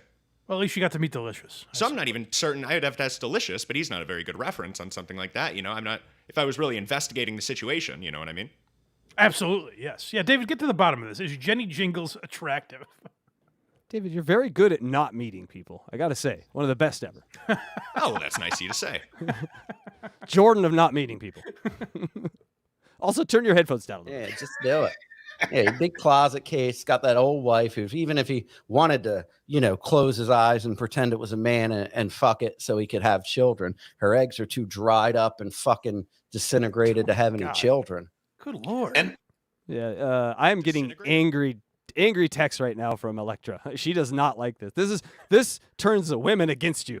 Really? Gentlemen. I'm surprised, FYI. Electra. You don't find a man talking about a woman this way endearing. That I surprises don't me. think she doesn't even want to come on. She's just angry and texting me about it. And I love this one. And David, to answer your question, yes, that is how biology works. Eggs disintegrate. I believe that is medically accurate. So. Oh, David's muted now. God damn it, David. What did you do? This is a technical nightmare. This is a good day for Craig. Yeah, except everything was not my fault. I don't know. I told Electra I want a perfect show tomorrow, and of course this happens. David Collins, whatever you did, undo it, please, and then we'll keep watching. This is one of my favorites, Rob. I mean, these are grown men, Rob. Moonhead and Lady K get in There we their go. football gear Who's to the watch fat the guy? Dolphins. Yeah, I hear you, David. You're good. They should get We're just Don gonna- Lemon on the show. There we go.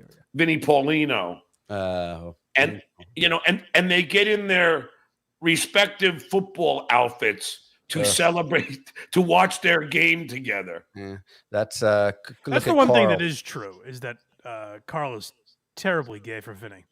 I was actually on the stream they did where Vinny watched Tom Myers. I thought it was going to be some time between me and Vinny, and of course Carl has to scamper in there. Oh, was someone talking to Vinny without me? He's to rush in for his boyfriend. So that, again, they hit on some good points. I just think the Jenny Jingles stuff is unnecessary. You know. Yeah, it's a little mean, David. You're muted. God damn it. All right, David Collins. No, he muted himself. No, he muted himself. I know, but I'm also hearing an echo. This has been a disaster. I just want to get through this show at this point. All right, David. Let's give a quick plug to David. David Collins' 30-minute half-hour show. He might be doing a show on this YouTube channel at some point. I want to talk to him about him when we can do it. You're gonna have Craig's to work the on only his one mic situation before we get a show together, David. I think this is all Casey Day's fault. It is not my fault. I swear to God. Hit the mute button, David. There's a fucking. There you go. Say hi. All right, he's done. We're done. Yeah, I sorry, can't. I David. can't do this all day. No. All right. So here we go. More John. Sorry, This one's David. called. Go check out David Collins' 30-minute half-hour show. He's back, by the way. New episode just dropped where he's out in the world. And sad news, he's fired Jerry. So there's some gossip going on in the David Collins. I know. Did you hear the other bit of gossip? Does he want us to say that on air? I don't know if it's our business. Oh, well, I'll just say this. He has a new #1 fan, and she's got a Yes. gash. She's got a gash. Boy, yeah. #1 fan. Now no one knows what we're talking about. I just said #1 fan. It's on the show. He says this is my #1 fan. So it's okay. We didn't break anything. Well, pondering over there because he knows that's the only tits he wants to grope are Vinny Paulino's. Nice. Nice. Hey, John, isn't that funny? As a father of 2 LGBT kids and a staunch progressive, isn't it funny that Carl's gay? Isn't that something to insult him for? Wonder why he wasn't invited to certain graduations. Yeah. You know? John, try making that joke to your kids. Like, hey, there's this guy. He makes fun of me all the time, but don't worry, kids. Your dad's not embarrassed. He suggests that he might be gay. Wouldn't that be humiliating? Your daddy suggests that this man may have had a tough time coming out because of his upbringing, and he's embarrassed to admit it. So he's created a world where he is living in the closet, and I make fun of him for that. Isn't that funny? Hilarious. This is hilarious. They've been outfoxed by a DeVito. Yeah, so this is Rob complaining. I mentioned earlier how Rob did this show with Ray DeVito, and Rob took a victory lap because his ex-wife had a child who died. That would have been his kid's half-brother or sister, and Rob cheered at the death of that child. And so this is Rob explaining how it's not his fault that he said that. That dastardly Ray DeVito, who was up to his old tricks. You know how Ray DeVito is always one step ahead of everyone. He's a podcasting mastermind, and he was able to dupe Rob Saul into stepping into one of his classic traps. And what is he saying about you? Like, what's his big, Well, they got to cut. And I said it's not a flattering clip. I think it was pre-rehab pill. And, Ray does that when he gets you fucked up. He like probes me and then tries to make me look like a scumbag by asking questions about my ex-wife. No, it's going to irritate me. And, he talked about my ex-wife getting pregnant. And then I clapped when I said the baby didn't make it. Oh yeah, I know. Well, I don't. Oh, we all do that. It's like a war crime tribunal. This is the sort of admissions we're getting out of this. God damn. Oh, that's what people were offended by. Oh, come on. Who amongst us? I don't think you really meant to. I don't think you wanted to celebrate the death of anyone. I didn't even know the clip exists. I didn't even know I said it when people kept making. Hold on, Rob. Let me clear that up. You did. So, end of that confusion. You said it. Like the clip exists. We watch you say. That's a hilarious defense to be like, well, I don't even know that I said it. Okay, you did. And by the way, I don't personally give a shit. Again, I'm a fan of shows that would make jokes about things like that. Legion of Skanks, Opie and Anthony would make jokes like that. And I like those shows and I laugh. Rob not being funny, as the great Patrice O'Neill said, funny jokes and unfunny jokes come out of the same birth. So who am I to shit on Rob for attempting that joke? The problem is when these guys claim that they're being bullied, yet they make these jokes, and Rob's big defense is like, well, who has the memory? Who can even remember saying that they wish their wife's child died? Who can remember something like that? Loving, Mike. Loving. Yes. In the because they pulled that back from, probably if it was before my back surgery, probably over a couple years ago. Oh my God! Oh, you said it 2 years ago. Well, then you were just a kid, Rob. You were just at the young age of 40 back then. What? They found those tapes of me calling those people those things? Oh no! Again, I don't want Nixon Rob. complaining. I don't want Rob to be in trouble for that. I don't give a shit that he was trying to be an edgelord, and it didn't come off as funny. You were like, oh, that is one thing I'll say. If you want me to criticize the Dabbleverse for a moment, or my buddies at WATP or whatever, sometimes when one of these guys attempt a joke that other people would make and we laugh at, we look at them and wave our foot. I don't give a shit that Rob Saul made that joke. It came off gross. He didn't stick the landing. That's a thin needle you have to thread when you're trying to joke about your wife's child dying. You actually have to be funny in that moment, and Rob wasn't really. So I get it coming off good Lord, Jesus Christ. But him attempting the joke, I don't have a problem with. I'm not clutching my pearls at or anything. It's just the hilariousness of these guys saying we're being bullied. We are the victims and we can't defend ourselves. No. You guys are nastier than anyone. You're just not very good at it. This one next is called Childless. Yeah, so this is more of this I guess the only way you have worth is if you have kids. It doesn't matter if you're a deadbeat, which by all accounts, both of these guys are. They don't talk to their children. Collectively, they have 4 kids they ignore between them. So it doesn't matter if you have raised your kids right or have a good relationship with them. Just having them is what matters. Just pumping your load into a woman and having that pregnancy stick. That's what makes a man. So these two are going to describe what a queer looks like. Just such a great entertainer and so cool, but he's this dorky snaggletooth fucking loser with his old ugly I gotta say fucking something. disgust. There's no one. I don't know what subreddit Rob is reading or what he subscribes to. Different things than I'm getting. There's no one that thinks Carl is cool. No one puts on Who Are These Podcasts or Who Are These Socials, Thursdays at 6. No one puts on that program and goes, oh my God. They pull their glasses down a little bit. Who is that suave gentleman? Oh, Is that John Stamos? No, it's oh Carl. my God. Is that Carl rides in on his Harley? Oh, that man is cool. Then he fucking plays a solo guitar riff and hops on the podcast. No one thinks Carl's cool. We all think he's a dork. Like, that's what these guys don't get is, oh, Carl has a popular podcast. People must think he's suave. People must look at him as a figure of masculinity and coolness. No, he just does a good podcast. He's a good podcaster. John comes from an era where, like, Howard Stern would yell that being a man is the most important thing, and the people that came after him weren't men.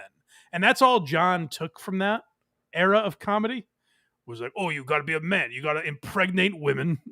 You got to fuck a lot of girls. You got to drink a lot of beers, and that's what makes you cool. Dude stuff. Being a dude is cool. And it's like now we kind of live in a time where you can be a nerd and have a lot of people listen to your podcast. Don't I know it? You know, you don't have to put on this facade of being cool. Where is Rob getting this that people think Carl is cool? Is that a boat I've missed? It is not. Carl is cool. Like, if you know Carl, he's a cool guy, but I have not ever mistaken But he's the not like Fonz for Carl. suave. He's No. not. He ain't the Fonz, no. smooth. Yeah, he's not the Fonz. No. But, you know, nerds are cool in 2024. And that's, AIDS. He's this dorky snaggletooth fucking loser with his old, ugly, fucking disgusting wife. Oh God, Jenny got it, Jingles Rob. is Jesus a fucking Christ. horrific monster. Good Lord, please stop I it. guess he should be glad anybody would want to fuck I'm him. offended. It doesn't even involve me. It's the most coherent sentences guys put together. Congratulations. Still not Lord. fun. But there's not even proof that he does fuck her. No children. I mean, the guy is Proof. You need proof. People could say the same thing about you and your dog, Rob. No children. You're not fucking him, right? I'm just saying. We're the little Saul puppies. childless We'll get to the loser dog, that by the way, hangs don't worry. Oh yes, we will. hangs out on the internet with his buddies. Like, Rob, friends, what are you leave me doing right alone. now? Rob, wait, stop. You're embarrassing her. Hold on. I feel like I'm rushing and jumping in slow motion. Rob, no, wait. This is on the internet. You're riffing with someone you pretend is your buddy. That's what you're doing right now, Rob. Stop before you look ridiculous. Yes, by the way, I got a text from David Collins because he tried to come back on. I just kicked Please him out. apologize to him for me. Well, he apologized to us because he admitted it was his fault, and he said, "I guess you could say I also didn't meet the moment." Hey-o. Well, send him my regards. Tell him I'm very sorry. David, I apologize. It's not your fault. We fucked up. But No, it's his fault. New audio gear. Don't test that out on a show like this, please. And we should have got together before, and that is my fault. So yes, God damn it is my fault. All right. It's just a childless loser that hangs out on the internet with his buddies. My friends, leave me alone, mom, wife. I'm with my friends. These are my buddies on the internet. I guess. I don't know. Isn't that what you're doing? Also, I will say, like, Carl, when I started listening to who are these podcasts, I was like, oh, that's kind of crazy. Like, his friends are also decent podcasters, like Andy and Croge and producer Chris and Vinny. I was like, I don't really have buddies I can just call and be like, I would trust to be on the podcast and have it be entertaining. So I don't really get what he's going after there. It's just like they have nothing. I would say, like, I'm sure you could find stuff to make fun of on the show if you hated Carl. I wouldn't necessarily agree with it because I like the show. I'm on a show with him. I think we do a good job there. But, like, if you hated him, I'm sure there's stuff you could make fun of. But here's the problem. When John does that, that's where "just do it" comes from. That classic line. He finds a line he says once and acts like it's Carl's catchphrase or something because they literally have nothing. And again, in terms of making fun of Carl, they are swimming in the ocean and they're unable to find water. They can't find a drop of water somehow. This next one's called "John Breaks the Tension." Oh, this is good. Well, you hear how uncomfortable Rob is being. it takes a talented broadcaster who's been doing it for 35 years, like the Duke, to say, I know how to segue out of this. Yeah, Carl. Yeah, keep talking about me and what type of women I'll get while you pretend to be in love with this old I don't know. hag Jenny Jingles. What a disgusting, horrific, Oh, God. rotting looking corpse cunt of a wife you have. See, I don't know how MJ pulls this up, but of course, it's because of me, I have to show it. But this is me on Celebrity Fear Factor. What a terrific. John's not even listening. There's a man going on a tirade that puts Mel Gibson to shame. Mel Gibson looks progressive if you listen to those old voicemails next to what Rob Saul is doing. We had a second swordfish moment, baby. John's not even. Yes, there's a disaster happening. Rob is about to get this channel demonetized. And John goes, now here's me on Celebrity Fear Factor. It is such the swordfish moment. The towers are falling. You see Halle Berry's tits? His ability to just compartmentalize, to just focus on what he's thinking about is fantastic. It's amazing. And then it cuts off there, but it shows how spineless Rob is. Rob is on this rant. He's seething, talking about Jenny Jingles. What a cunt. Calling her, by the way, seems like the nicest. Again, I've never met her. Couldn't seem like a nicer lady. You know what I mean? Like, seems perfectly fine on that show.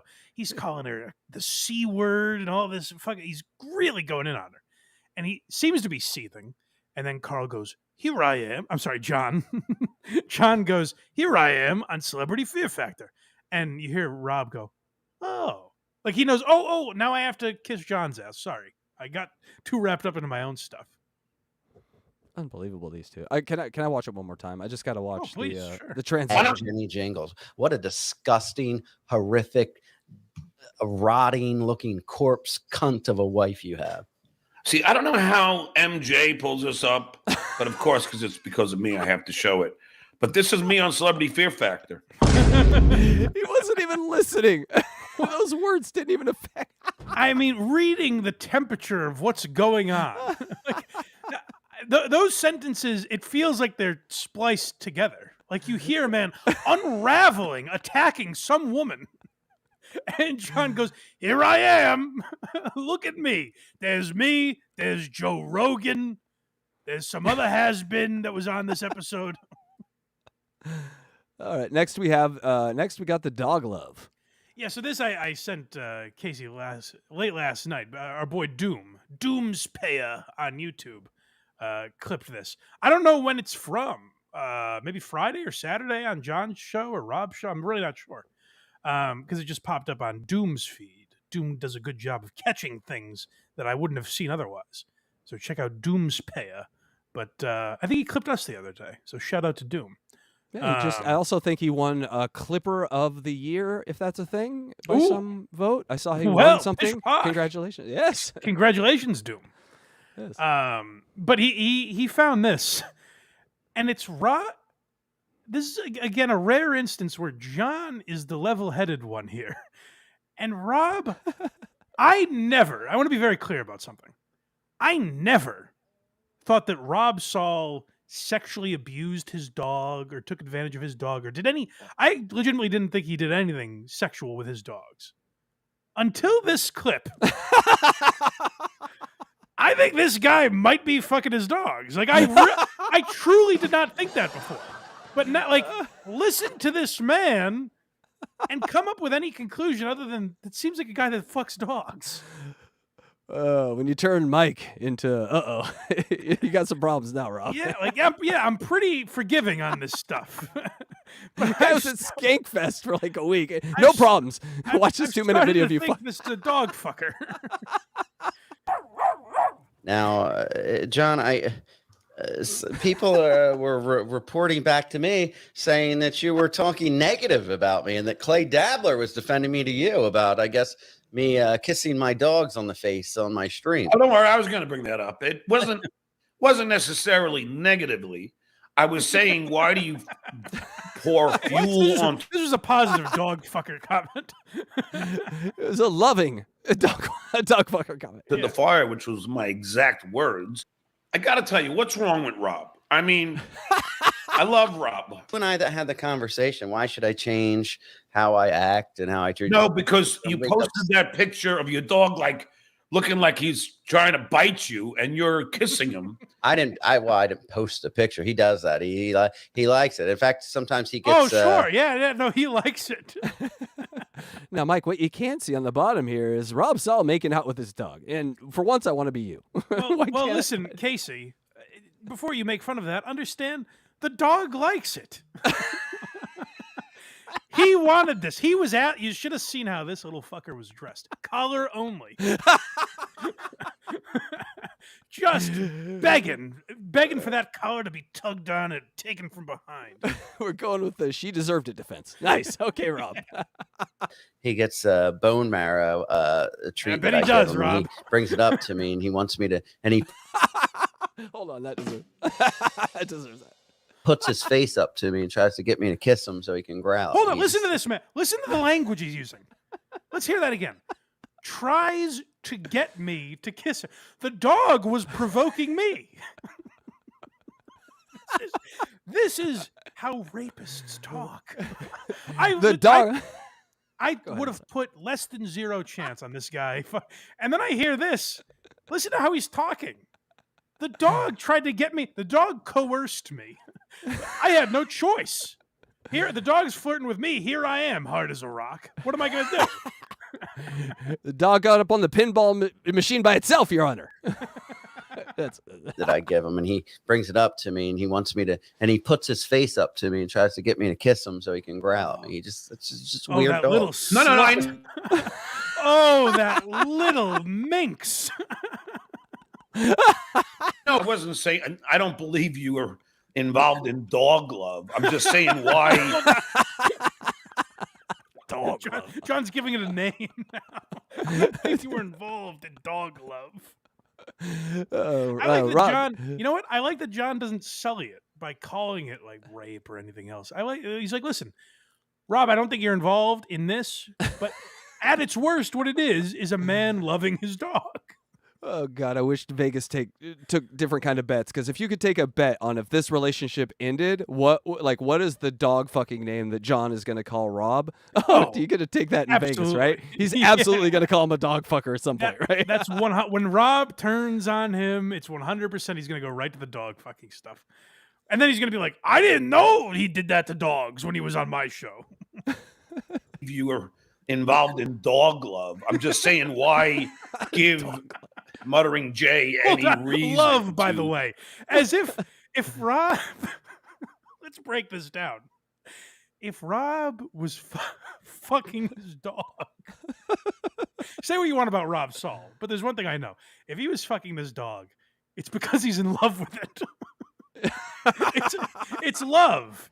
It's not sexual gratification. These crazy kids are in love. You saw, this dog was batting his eyes at Rob. Rob was really left no choice. He was seduced.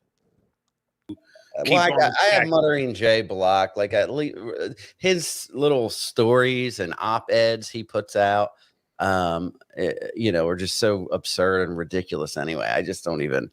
I used to get upset and respond to him, but it's just like it's just and nor do I think you should change your life because of what Muttering Jay thinks. Yeah, but listen, go to town on these dogs. Who am I to judge? Listen, I believe what a man does behind closed doors is his and the dog's business. It's nothing for me to judge. I like that John is being like open-minded about this. I was just saying, why give him? Yeah, I didn't. It's just all the dogs were there that night. I was drinking, doing a 6-hour stream, and the dogs. Listen, I didn't have my wits about me. I was drinking around the dog. Things happen. Listen, I had a few beers. The dogs start to look pretty good. There was a few dares. Some lipstick came out. Some things happen. And I like John. Listen, those who live in dog houses shouldn't cast the first bone. I am just I understand that love is love. I'm just saying, why stoke the flames? You know, people used to think the same thing about interracial marriage. Rob, if you dated a black girl in 1960, you would have faced the same stigma, the same hatred that you are feeling now. 1960s black girl is a today Doberman.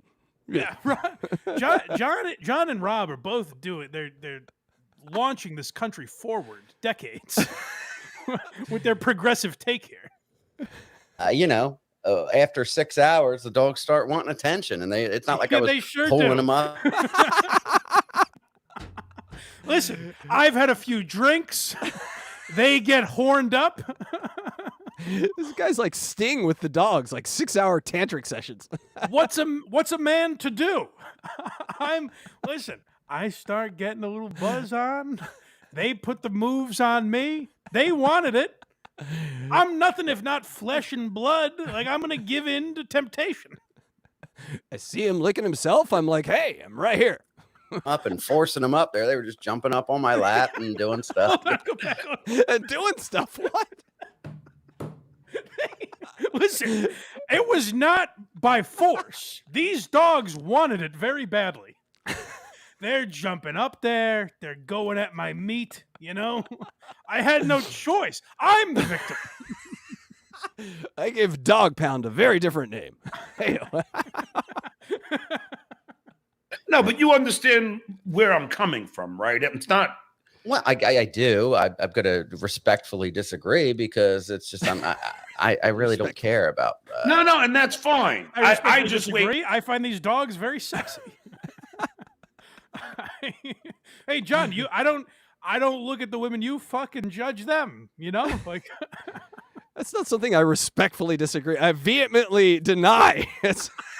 With all due respect, listen, you're welcome to your opinion that I've molested these dogs, but respectfully, I have not. Prosecutor, I respect that opinion. Disagree because it's just I really don't care about.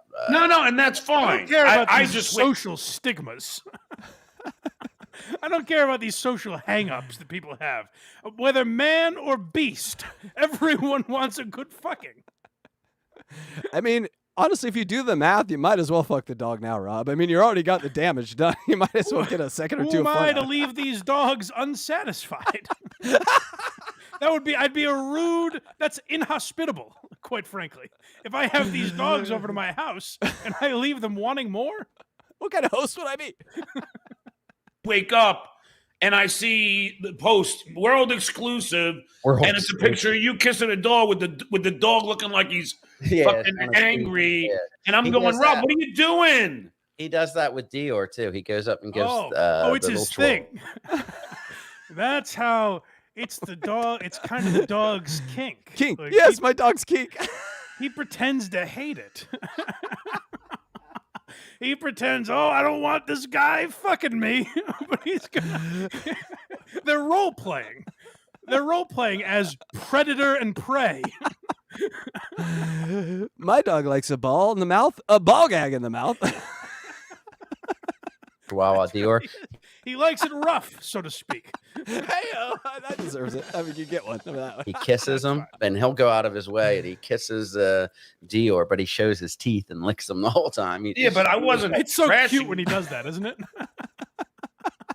It's like, listen to him. It's like a guy talking about his new girl, and she does this funny little thing. She wiggles her nose when she's cold. Got these little dimples in the corner of her back. It's so cute, and just gets me so bricked up. Thank you, Doom. By the way, thank you, Doom, for yes, that. Doom. Thank you for this. Thank you so much, Doom. I wouldn't have seen this. I wouldn't have either. Tremendous. Have you watched it? No, I didn't watch it. No, I was just saying. I was saying to Clay, why is he pouring fuel on the fire, Eric? Because this guy's going to keep accusing him of this, and you almost got out of the bed. This is like if Doom found a clip where Jerry Sandusky's going like, I don't know, the kids are just sexy. They're sexy kids. Like, They're just tiny adults. What do you want me to do? What am I supposed to do? It would be crime if I didn't do it. 'Cause he started to be on your side for a little Yeah, while. I mean, but it's just stupid. Hold on, I'm just gonna step out for a second. Somebody is calling me. My lawyer. Someone's calling me. I'm so hard right now. I must go finish. We've been talking. PETA about is naked calling dog- me. Hold on a second. God damn, that is incriminating right there, Blind Mike. I don't know. There is a little, if you want to get serious for a moment, there is an interesting insight into how John views the world, where he's like, you almost won over Muttering Jay, the most important thing there is.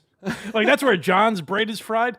But under this scrutiny, good for John for putting Rob under this pressure of having to answer these dog fucking allegations. Rob is sweating under the hot lights. And he's like, someone's calling me. I need a drink of water real quick. I got to get out of here. Can we take a 5? Yeah, I need to catch my breath. I'm a little hot right now. Ooh-wee. Go take a cold shower. Maybe I'm reading too much into it. But that sounds like a guy who's not only attracted to dogs, he's doing them a favor. Like they were begging for it, and he's just giving them what they want. He's like a pimp who's like, bitch, that's my money. You wouldn't make that without me. Now give me half of it. Oh. Imagine if we found out he was running a dog prostitution ring. God damn, that would be great. Well, thank you, Doom. You gave us the biggest laugh of the program. That was Save the now, program, now we're Doom. back. We've recovered. Now we're back. We have. Yes, that's right. I do have some super chats, Blind Mike, and some gifted subs. So let's get to them. Yes, please. Carl's Frosted Tips. Uh-oh. This guy does not like Carl. $1.99. Well, Blind Mike. Geary, you are next. Oh, come on. Don't give him my last name. That's very important that I keep that private. He spelled it out, too. God damn you, Frosted Tips. Damn it. Now everyone knows how to spell it. Boxing E Dad, $4.99, says... Ack. That's what he says. Yes. Which I assume what Box Eating Dad is saying, if I could translate, is go watch Unboxing Eric tonight. Yes, it's tonight at 6 p.m. There is a great picture for you. 9 p.m. What is that? Eastern Time, 6 p.m. Pacific. David Collins, go away! God damn it, get out of here! David Collins keeps coming back. It's a goof. Stop it, David. We loved it. Go check out David Collins' 30-minute half-hour show as well. Back with a new episode. That's right, and he may be on this channel at some point soon. We're pushing for it. We got some good ideas over here. Don Fried Chicken, $4.99. Really nice of the Boston NAMBLA chapter to throw Craig a surprise birthday party. Craigers! Well, I didn't want to spoil it, but I guess maybe he knows now. Craig had an appointment. He's like, I don't know what they're calling me for, but I got to go into the office today. And that's, of course, what it was. All right, now for £5, Dang Lizard, Stuttering John has been extremely boring and is a horrible, disgusting person. So let me introduce Rob Saul to you. Hey! Yes. Yeah. That's a good point. I think I did set it up that way. All right, Joe from Virginia, $1.99. Have a great show, boys. Casey Day and Craig are equal. BMP for life. Yeah, no. Well, you've climbed to being an equal to Craig Ironhead Coney. How does that feel? Hard. My websites work, though. That's the one thing. On my email, I don't just. Guys, go to verygoodshow.org. Don't. You'll just sit there and it'll just say nothing's here forever. And he's like, I'll get to it one day. I love how he approaches podcasting. I really do. I'm envious of it. A man who's made it his living, by the way. Yeah. He just doesn't care. It's literally a job for him. Yeah. Radish, £2. More David Collins, less Stuttering John. Please and thanks. Well, we couldn't do it for you this week. David, we're sorry. Next week we'll or some other time we'll figure it out. We'll get David Collins back in here for sure. But it was it's not David's fault. It was just too many things going wrong at once. I couldn't handle it. Yep, no, it's my fault, all my fault, all the producer's fault. We take all blame and all responsibility, and none of the good shit, which is I fun. appreciate that. Thank you. Reels, gave 10 gifted Blind Mike memberships. That's very nice. Thank you, buddy. Thank you, Reels, for that. And then we have one here. But someone is doxing in your super chats. Don't do that, people. Oh, boy. Stephen Bravo for $2. They are a danger to society, to be honest. Talking about Stuttering John and I would imagine and so, Rob yeah. Saul. And Rob Saul. for those of you that became a member, you can check out Why Are You Laughing early. We have bonus episodes up as well. So check those out and consider sticking around. That's right. Great members-only content here. Adam Davies, Gearhead, gifted 5 Blind Mike memberships. Thank you, Adam Davies. Thank you, guys. I appreciate it. Yeah, and then Carl's Frosted Tips did give $1.99, but I'm not going to read that because there's an address on there. We don't do that here. Oh, yeah. And don't. so, and I think although I may want to, because I think I know what dog fucker's address that is. We're not putting it up here. No, of course not. Of course not. We'll never do that. There's also no, by the way, like, people think that's like people give out each other's addresses and stuff. Yeah, It's like, why do you do that? why? Who's that for? Because all you're really saying is like, I want someone to do something horrible to them, which doesn't feel necessary. Or just mail stuff, which is, come on, that's lame. I guess, yeah. The only person you should be mailing things to is King Cobra, and go watch that on Who Are These Socials? Yes, and Perry Caravella, when he asks you to his P.O. box. That's it. Stephen Bravo, a Gearhead, gifted 1 Blind Mike membership. So we got a bunch of gifted members. Oh, we have too many members now. Yes, leave. No, just kidding. Don't do that. Joey C did that the other day. He just got rid of all his members. It was amazing. All right, Blind Mike, are you ready? Are you ready for some Imholt? I'm always ready for Imholt. So I checked out the Thursday show. I always like doing the Thursday show because it's the last goal of the week, and that really gets me juiced up. It gets me. Can we go into the weekend on a high note? So I watched the Thursday show, and Aaron talked about some things that interested me. So I say we get into that right now. Let's hear from the great Aaron Imholt. Yep, and we start with a solo Aaron, which is always an interesting Aaron. It definitely is, and this is him like shitting on his sidekicks, I guess, Matt and Johnny Crutches. He seems to have resent for them, but never when they're there. Like, he doesn't do this when they're there for some reason. It's interesting because, as you just heard, like, we'll make fun of Craig or Casey Day or whatever. We'll also usually do that when they're on the show. It's strange to have that dynamic where you talk shit about them when they're, and then when they're on the show, you're like, we got to get these guys paid, man. They do such a great job. Like, they can still hear you, Aaron. It's weird. But this is solo Aaron. I don't understand it. It's me by myself. I was talking to someone yesterday after the evening show, and they said, you know what I like about the solo shows? Hold on, this might be a lie. Aaron ran into someone. When does the night show end? You're talking to the wrong guy there, but my guess would be probably around 9. I would think so, right? Yeah. So Aaron went out into the world and happened to get recognized. Someone just randomly saw him on a Wednesday night and was just like, Aaron, you know what I love so much about the show? You know what makes the show fantastic? I don't know. I find that a little hard to believe, but maybe I'm crazy. Yeah, who knows what this guy does at night?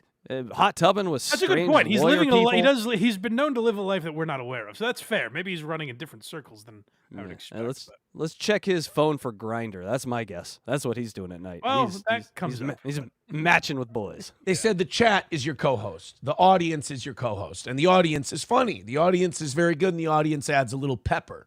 Just a guy said this? You were at a gas station, and you got recognized? And just a random guy came up and said this to you? Hey, Aaron. Said it adds pepper? Aaron, you know what adds a little pepper to your show? A little accoutrement, if you will. I realize I'm just a guy at a gas station that happened to run into you.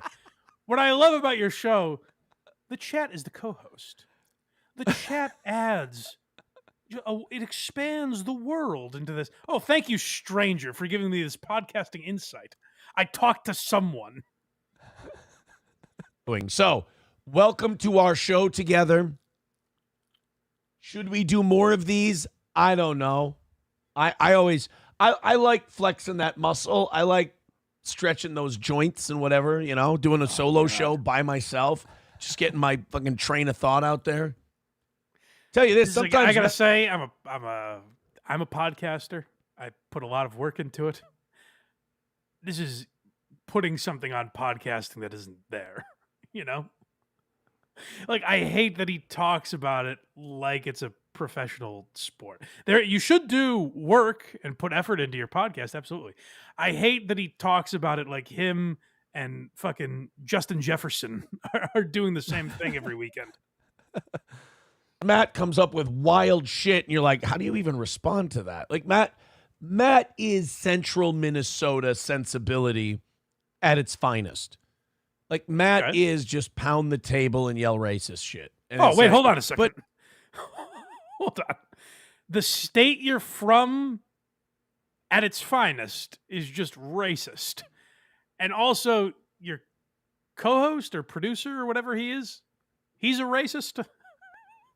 Like we make jokes about Craig. If I actually believed he was just a staunch racist, I would at least bring it up when he's on the show. I wouldn't wait till he's gone and just be like, by the way, this guy's a real fucking racist. I mean, of course he is. Keep saying that in the chat. We all know that Craig is a vile racist. But like, there's a difference between joking about that, and it seems like Aaron just thinks he's employing a genuine racist. Yeah, but racist gingers are just cute. Yeah, that's fair. Yeah, you but tuss not my like hair or lack thereof. Yeah, yell racist shit in my way, which is cute and fun. Oh, there you go. You know, and a little smirk and right. Matt, like, yeah, Aaron's an Matt adorable racist, and that's so much cooler to be. You know, I get very annoyed by the way this guy views himself. I don't know. He irritates me. And I guess if he's if he's a heel, as he calls himself, I guess it's working because it does annoy me how he views himself. This hardcore racist shit, and then you tell him, Matt, that's fucking racist. He'll go, what? What are you talking about? He'll get really mad. I don't know. I don't have the ability to get mad at that kind of stuff anymore. It's kind of refreshing. Like when I see Matt. He's over. Why would that bother you? He's over. Obama. It's over, right? He's over that whole racism thing. I hug and choke women now. I'm over racism. I do it. I kind of go, oh man, I don't really do that anymore. I don't get mad about that sort of thing. That's just I kind of sort of thing. Since the Somalians showing up, I really don't get mad anymore here. I don't get mad at racism or people fucking my wife. You know, I say don't sweat the small stuff. What he's really saying is they showed up in my neighborhood, so now I'm a big pussy. I'm gonna shut up. Kind of take that as all kind of lumped in with the package that is America at this point. You know what I get excited about? The Vikings. I get excited about boxing night tonight. You know what else I get excited for? Taking the kids to the apple orchard this weekend. I love the annual apple orchard trip. What is this? Why he's copying Stuttering John now? We heard John talk about his day. What is this thing where you think listing your daily chores is podcasting? Who would give a fuck about that? Oh, good, Aaron. Let me write that down. Aaron went to the apple orchard today. You know what? Now, that's inspired me maybe to go to the apple orchard. He's not talking about a crazy story that happened at the apple orchard. He's not talking about this, Kamala Harris flag the apple orchard had out front. And it's crazy that businesses can get away with that, but imagine the opposite. No, I went to an apple orchard. That's the entirety of the story. I think these locals want to do this inane, tell you they do this inane stuff so they seem normal. John squeegees. I go to an apple orchard. We're not crazy people, see? And the difference is, again, I'll use Howard. Like when Howard was doing that, we thought, hey, he's a famous radio broadcaster, but he's just like us. There's not that mystique with podcasting anymore. People are aware you're just like us, Aaron. It's very evident that you're a human being. We all know that. Yes, and thank you to the almost 500 people in chat. Make sure you hit the like and subscribe button if you're here for the first time. What's impressive about these people is they made it through the technical difficulties. They love you, Mike. That's how you know real love. That and when a dog licks its lips. Those are the two ways you mark love. Well, we promised a dog fucker, so they stuck around for that, and I'm here to make fun of, so they stuck around for that. Plus, they love you. So. Make me a gay single white chick. If it does, clam me up, Scotty. I like a good trip to the apple orchard. Cool, let's man. go and hang out with you guys a little bit. Let's wrap. Oh, let's. I got a Red Bull. I got a green tea. I got a $340. They list things. He's taking that out of the Stuttering John playbook. Just saying things around you. I've got a water. I've got my phone. I've got my collection of hats over here. Who gives a fuck? $1 goal for today. Hey, I have a fun idea. It's like they're doing an episode of Tradio right on the air here. Buy this Well, hat, $2.99. We're not far off from Aaron auctioning off that green tea and Red Bull. Exactly. Idea. Why don't you guys give me a bunch of money right now, and we'll live completely free of the constraints of the goal. We knocked it out last night, the one we missed yesterday morning by $50. Evening show audience took care of it. Thank you, Katie. There's nothing I love more with the evening show, and people don't recognize this enough. The evening show is a terribly difficult job because sometimes the morning show doesn't get things kicked off right. And then the burden, like the immense shoulder pain that the evening show audience must feel. And it's important to remember, it's an entirely different group of people watching Aaron in the evenings. And what they're able to do to just wipe up the slop that the morning show leaves behind. Like these careless morning show people, sometimes they only donate like $250, you know? And then it's left to the evening show to be like, we have to overshoot our goal by $100 now. Come on, gang, let's do it. I fear a civil war is brewing between the morning and the night show. I got to tell you, Casey, I haven't had the guts to say it. I've feared that for a long time. Yes. It's been in our hearts for many a fortnight. I'm worried about it. And shame on me for not talking about it, because I think talking about it helps us all process it and get through it. So shame on me for not having the guts to bring it up. It's like Oregon State football. It's going to tear families apart, Mike. There's going to be people in the household that, are morning people. There's going to be night people. You bitch! Always bragging about cleaning up our messes.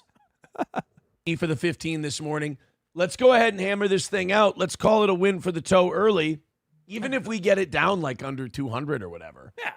At the end of this hour. Let's call it a win for the toe early, and then we can talk about it. Brick by brick, guys. Don't feel like you have to wipe it out all at once. Let's just, chunk yardage plays and all that good stuff. All kinds of shit today. All right, next one's called Gossip. So this is confusing to me because Aaron thinks it's gay to be obsessed with shows, and he's trashed the Dabbleverse before because he says all they care about is gossip. And I remember there was a day where he wiped his chat clean. He said to the mods, get rid of these people. If they mention anything I don't like, get rid of them. Because clear the road. Clear the road. That's the term I was looking for. Yes, clear the road. Because they're all just gossipy little Gerties. It seems Aaron's changed his tune on gossip. It's weird when it applies to other people. It's almost like Aaron enjoys gossip. At any rate, we got a great show today. I'm very excited about it. We got gossip. We got gossip. And honestly, fuck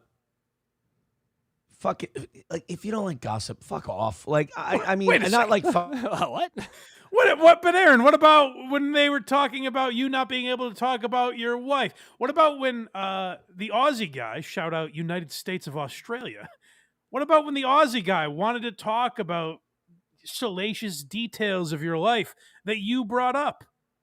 I believe you called him gay for that. Oh, what a terrible thing. It's so crazy these guys live in a world where it's like, you're gay. And like, we're supposed to be like, oh no, he called us gay. We better stop gossiping. But then when it applies to people he hates, like Gino or Nick Rekieta or Keanu or April, ooh, does he love gossip? All of a sudden his tune changes. It's weird how that works. It's called hypocrisy, Mike. That's very simple. Fuck off. There's a police force you can call for that, I believe. Oh, yes. Very lazy Duke at the head of it. But like, why not? Again, I never got a good answer for that yesterday. Why don't you like gossip? It's fun. Oh. You don't like, everybody loves gossip at work, on TV, in movies. Why don't you like gossip? In movies?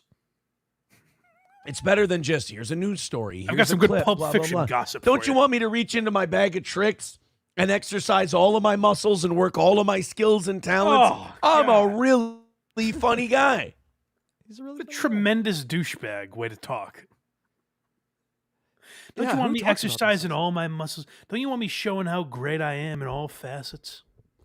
Michael Jordan didn't sound like this at the Hall of Fame speech. It's also, Aaron, just, dare I say, just do it. instead of actually doing it, or instead of telling us you're doing it, just actually do it. Show us how good you are at broadcasting instead of trying to mind control us into believing that you're good at broadcasting. I have not seen like evidence of this crazy talented guy. Here's what happens when Aaron is left without gossip, when he doesn't have Nick Rekieta or Gino to talk about or whoever. I listen to, like, he talks politics, and I listened to a lot of it on Thursday. He's like fine at it. I don't think it's groundbreaking, but like, is he capable of doing a show about that stuff? Sure.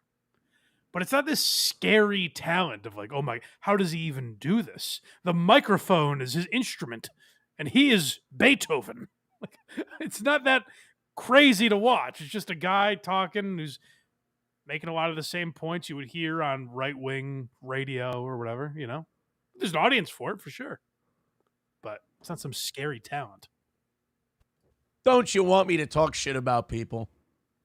I feel very used when people go, I just come here to hear you talk about the news, bro. Makes me feel used. It makes me feel like I'm less of a performer and more of a conduit, a pipe, if you will, that you just run through and play Twister. He wants to be a pipe you run through. Yeah. Okay. So he brings up Twister there. And the big news this week was Aaron told a story that Aaron, April, Nick Rekieta, and Kayla Rekieta evidently one night played naked Twister together. And that's the right noise to make. It's good gossip. Here's the problem with that, though. He's already admitted they've all fucked each other. He's like, also, we played Monopoly nude one time. Like, Yeah. Who gives a fuck? You were all fucking and sucking one another and doing drugs together. Twister's not that salacious. Like, you've just given people a thing to make fun of you for now. Like, who really cares? So that was the big gossip in Aaron's world this week, is like, I played naked Twister and another man was there. Yeah, you also fucked and another man was there. Like, we're past the Twister thing at this point. Mike, I think he's just trying to tell us how the cock got in his mouth. It was right hand green, left an foot accident. red, cock Yeah. in the mouth. God damn it. And I'm not going to lose at Twister. I'm a competitive guy. That cock got me the win. Another win for the toe. Win for the toe. All right, But here's where Aaron, I think, knows exactly what he's doing. Is like, I think he does want people in his chat calling him gay because he knows that's how he makes money. Like, that's where Aaron, I do believe, is smarter than like John or even like Kevin Brennan or whoever. He does lean into that stuff. Like, why else would you say that story? You know what I mean? Like, why else would you tell everyone you played Twister with a naked Nick Rekieta? It's just because you want people in your chat calling you gay. So he's manipulating people into paying him from that perspective, which I guess is smart if that's the model of your show, is people insulting you. Aaron is significantly better at it than Rob Saul or Stuttering John. Yes, So you he's gotta give winning him that at this. least. Yeah, he's winning the Zero Integrity Olympics. Yes, Or those- absolutely. By a mile. Yes, this next was called Poor Johnny. Yeah, so this Johnny Crutches takes shrapnel for no reason. Johnny Crutches is being blamed now for not hitting the goal. Listen to this. Andrew Sun says, did Aaron still reach the goal in the previous stream with Johnny dragging him down? Yes, we did. We did knock it out yesterday. Thank you for asking, Andrew Sun, with Johnny dragging him down. You guys are... Aaron mean. loves this. Aaron loves when he is not the focus of the criticism. He's like, oh, geez, this is tough for me to read. The other guy on the show sucks and I'm great. Oh, I don't like that. Like, he loves it so much. And again, maybe I'm nitpicking here because I know it is natural. Like, we make jokes about Craig and Casey and Electra. But, like, I know, I'm sorry, buddy. But we do. It does seem a little like I do it when you guys are here. It seems like he waits for them to not be in the room to shit on them and get this out that they annoy him. He's like, yeah, one's racist and the other drags the show down. Tuesday, Johnny wasn't here and we blew through like 2 or 3 goals. It was great.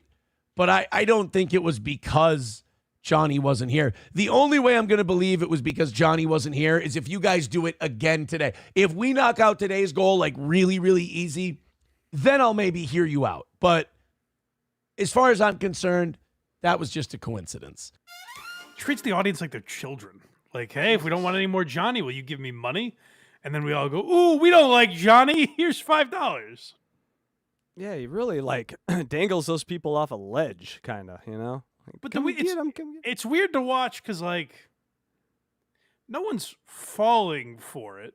I think everyone's aware of who Aaron is and everything, but people do give him money. I guess it's, like, funny to them to watch him read this stuff. The difference between Aaron and John, that I'm surprised Aaron still gets these super chats, is Aaron will just twist the words. Like, he'll get a super chat insulting Aaron, but he'll manipulate it into something less insulting or that's actually insulting about someone else because he doesn't put them on the screen, so he doesn't have to show them. John's not smart enough to do that. So again, Aaron is better at this than John, yet somehow I think more interesting. He's become more interesting to watch than John. It's an interesting dynamic they've got. An interesting Venn diagram. It's the toe standard. Oh, well, you guys gotta raise up. I'm included in this. We all gotta meet the toe standard, you know? Like, there's a certain credibility that comes with talking about Aaron. So this is him, I guess, playing into being trolled and turning it into, you're never gonna believe this, yet another win for the toe. He's able to make the fact that people goof on him on the internet, that means he's really good at broadcasting. So he goes to Rumble, and then that got me thinking. I was like, well, Keanu went for the steel toe grift, and I dragged Melton out of obscurity. He's my boy. I thought maybe I dragged Now hold Keanu. on, like, there's something to, like, did Patrick Melton's show get more popular when he started talking about Aaron? I don't actually know the answer to that. I know I started hearing about him more, but that just might be the world I live in. But let's say it's true. Maybe Patrick would admit that. I have no idea. But let's say Patrick's show got way more popular once he started talking about Aaron. That's for a couple reasons. Aaron's interesting to mock, and Patrick is good at mocking him. I'm not even saying whether he is good or not. I'm saying that's what the audience is saying by watching Patrick Melton. They enjoy Patrick mocking Aaron. That's funny to them. That's not a commentary on how talented Aaron is. Like, that's the disconnect. And John tried this for a while, where it's like, well, if people are commenting on me, I must be really interesting. No, they're good at making fun of you and making you into an interesting character. There's a reason people are watching you through the eyes of Patrick Melton or Carl or Tukey or Chad Zumock or me or whoever's talking about Aaron. There's a reason people are watching it through that lens as opposed to at 7 a.m. on Tuesday morning, you know? Absolutely. Keanu out of obscurity. Maybe I helped her become a thing. Nope. I checked on her yesterday. Less than 1,000 views on all of her Kiki stuff. So he's Even bashing Keanu because when she makes fun of Aaron, it doesn't get as many views. But Aaron, you're just blatantly ignoring the fact that means Patrick's doing something well, right? Like, people aren't just watching Patrick mindlessly because Steel Toe's in the title.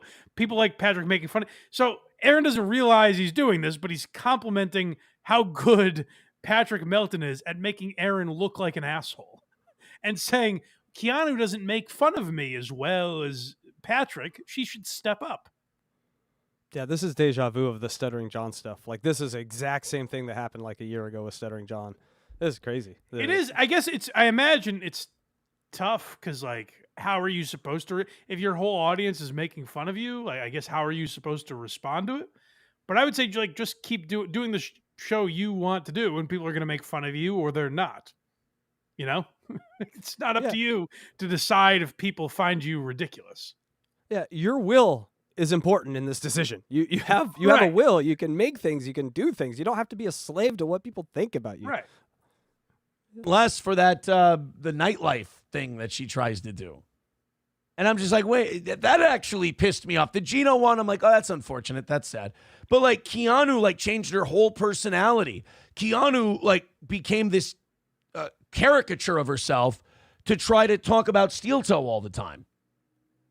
You know, with her horse shit and her false nonsense. And I'm like, well, she's got to be doing well with that. Every time someone criticizes Aaron, it's horse shit. Like when you know, a court has information that Aaron headbutted his wife. Oh, you're going to believe that horse shit?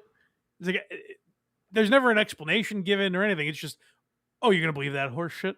So when Keanu criticizes Aaron and says that he tried to manipulate her, he just wipes it under the rug and was like, oh, well, that's horse shit over there. All the people that criticize me spew horse shit for no reason. Uh-oh. We may get cringe of the week. No. Carl's just on again? No, for our production shit. Oh, okay. All right. God damn you. That Steel Toe's hot right now. Steel Toe's like the biggest thing. She's not even getting 1,000 views on the shows she does. And that one actually pisses me off. The Gino one doesn't piss me off. The Keanu one pisses me off because she's fucking with my brand now. I'm supposed to be the guy that's popular to watch and monitor and observe and like, oh, see, this is fake. This is like fake acceptance, basically. Yep. Where he's like, I'm the guy everyone's interested in, but you never embrace the reasons that we're interested in you. Like, you'll never address the things, and that's what makes that interaction with the Aussie guy so telling, is that when you were actually confronted with these things, you insulted the idea of being interested in them. But when left alone, you have no choice but to be like, no, I'm interesting. And in every way, you have to be better at it, Keanu, because it's ruining my name. It's just silly, fake, like wrestling shit. Don't you think how come there's not a psychologist podcaster in these worlds? Like, don't you think they would just eat up people like this? And I'd watch that show, like a psychological breakdown of all these people. Like, Kevin, it would be fascinating. It would probably be bad for their business if they talked about it the way we would want them to. But yeah, that's probably it. Do a show, I'll watch Aaron do one. You know, like Patrick's been learning how to do. And he can get a couple of numbers out of it. She can't get numbers out of me. Do you know what that does to my reputation? It's hurting me. I need her to do well and prove that Steel Toe's a hot thing to talk about. It's just like a fake thing where he's talking about, like, yeah, Aaron, you are interesting. If you want to take credit for that, great. You lead an interesting life. I don't know if that's good, bad, or indifferent, but we are fascinated by you. Stop trying to spin that into a skill. He's spinning that as if that means he's a great broadcaster. It doesn't. We're watching a train wreck and commenting on it. The conductor doesn't then come out of the wreckage and be like, look at how good I am at driving the train. You guys are all watching that nightmare? Look at all the people that died behind me. But that means I am a great train conductor. This one's called The Dream. Mike, living the dream. This was kind of sad because it just proved, I mean, we've talked about it before, but it's like, oh, Aaron actually hates what he's doing and every day dreams of getting out of it. Like, he doesn't want to be doing a podcast. It's the weirdest thing.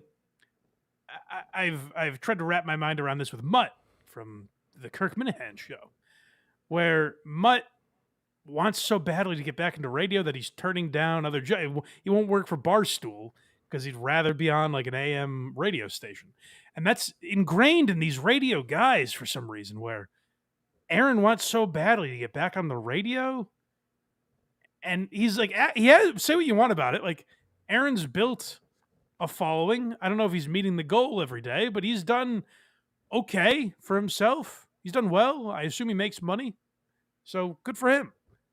Why would he want to go back to radio? But you hear that's all he really wants.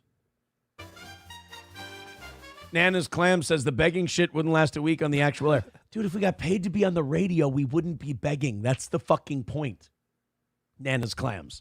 Well, Aaron, if you paid to be on the internet, you wouldn't be begging. Like, we are crowd-funded. We have people that are kind enough to donate monthly on Patreon, or if they're YouTube members, or sometimes they super chat and like they watch videos, which gets advertising. So we're crowd funded. The people that like this show are supporting this show. Somehow we've done it without making them feel like I've got my hand in their pocket. I'm like, you got the $5 you owe me? Remember, it's every day that you owe me. Like somehow we've managed to do it without that, and most podcasts have. I've actually never seen anything like it until when I was in Vegas, which we'll get to close the show. But I've never seen anything like it in podcasting, where Aaron is begging every day and he pretends that's the only way he's able to do it. No, build a sustainable model via podcasting, and then you won't have to do it. Radio is not the only answer for that. I don't know if you're aware, people make money podcasting now. It's a job. Yes, he's going to need two things. He's going to need a time machine and then go back to that radio, because there is no radio paying job. Also, if you're Aaron, what radio company is going to pay Aaron at this point? He got none. This is the world that Aaron lives in. He got fired for misogynist comments, which I've never heard them. I just know he got fired for that. I have no idea if Aaron was in the right or I've never heard him. I don't know. But he got fired for comments that were deemed unsuited for a radio audience. He got thrown out of radio. Had to start a podcast where we've heard him start racial chants at his live shows. We just heard you say like he was a charming racist. He just said that a couple minutes ago. So he does this quote unquote edgy content. He's associated with Anthony Cumia. He got on Compound Media and had Anthony on the show and all that.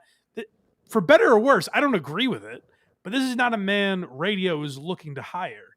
Then he got in legal trouble with a guy who was swinging and doing drugs and had unregistered weapons or something, whatever the fucking Nick Rekieta case was. I don't know all the details, but that looked really bad, and there were kids in the house, and Aaron's involved in this somehow, and then he constantly covers them and takes victory laps for their failures.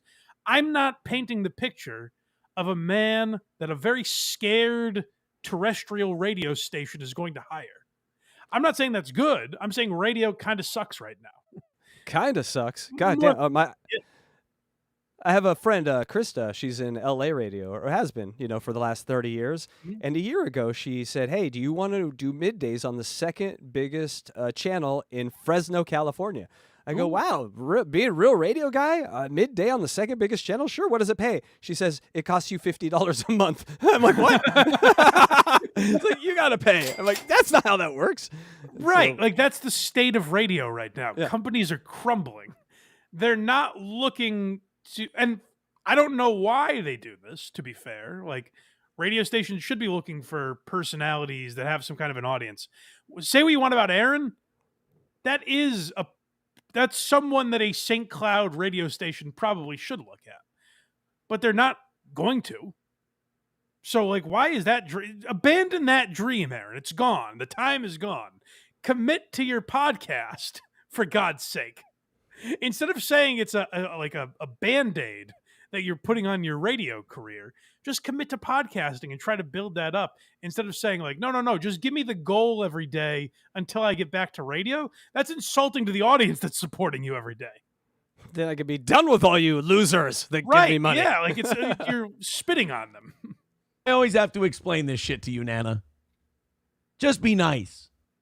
Yeah, if we were on the whole point of getting back there is that everything I try to do is to get done with the begging. Get that the fuck out of here. So that would be the fun little, no more evening shows unless we wanted, something was going on. We wanted to hang out and talk about it. And no more asking you guys for money. It would be nice. And it's that dream. Yes, it's dreaming about that keeps me coming down here every morning. Like, that's so insulting to the audience that's throwing money at him every day. To be like, I just can't get away. I can't wait to get away from you people. I dream of a world without you losers that donate to my show. Right, like you've built something. People are donating to you every day. Like, I don't know. Figure out a way to make that sustainable. You've lasted 4 years or whatever it's been that he's been doing this. So do that instead of being like, I just can't wait. Maybe one day I can be on AM 640 in fucking Minnesota and 40 people will listen to me while I talk politics. That's the real dream. No, Aaron, you've kind of done it. Again, are they making fun of you? Sure, but like you have an audience that you should be able to make money with without beating them over head. Streamlabs, PayPal, Venmo, we got it. We know where to donate. But like just build something. Like I've done it and I'm talentless, you know? So False. Also, you forgot Rumble Rants. Can't forget the Rumble Rants. Rumble Rants is a given. Everyone remembers the Rumble Rants.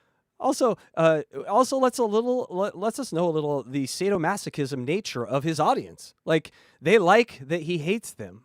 It's a weird sort of symbiotic relationship. You hate us, we'll give you money. You hate us, we'll give you money. Right, I guess so. Yeah. Fun theme is the next one. Oh, so this is a little fun for you guys. Don't you like when we have fun with Aaron?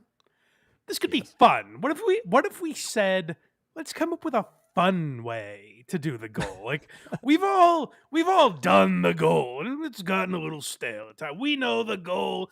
I give Aaron money. Aaron doesn't really say thank you. He accepts the money.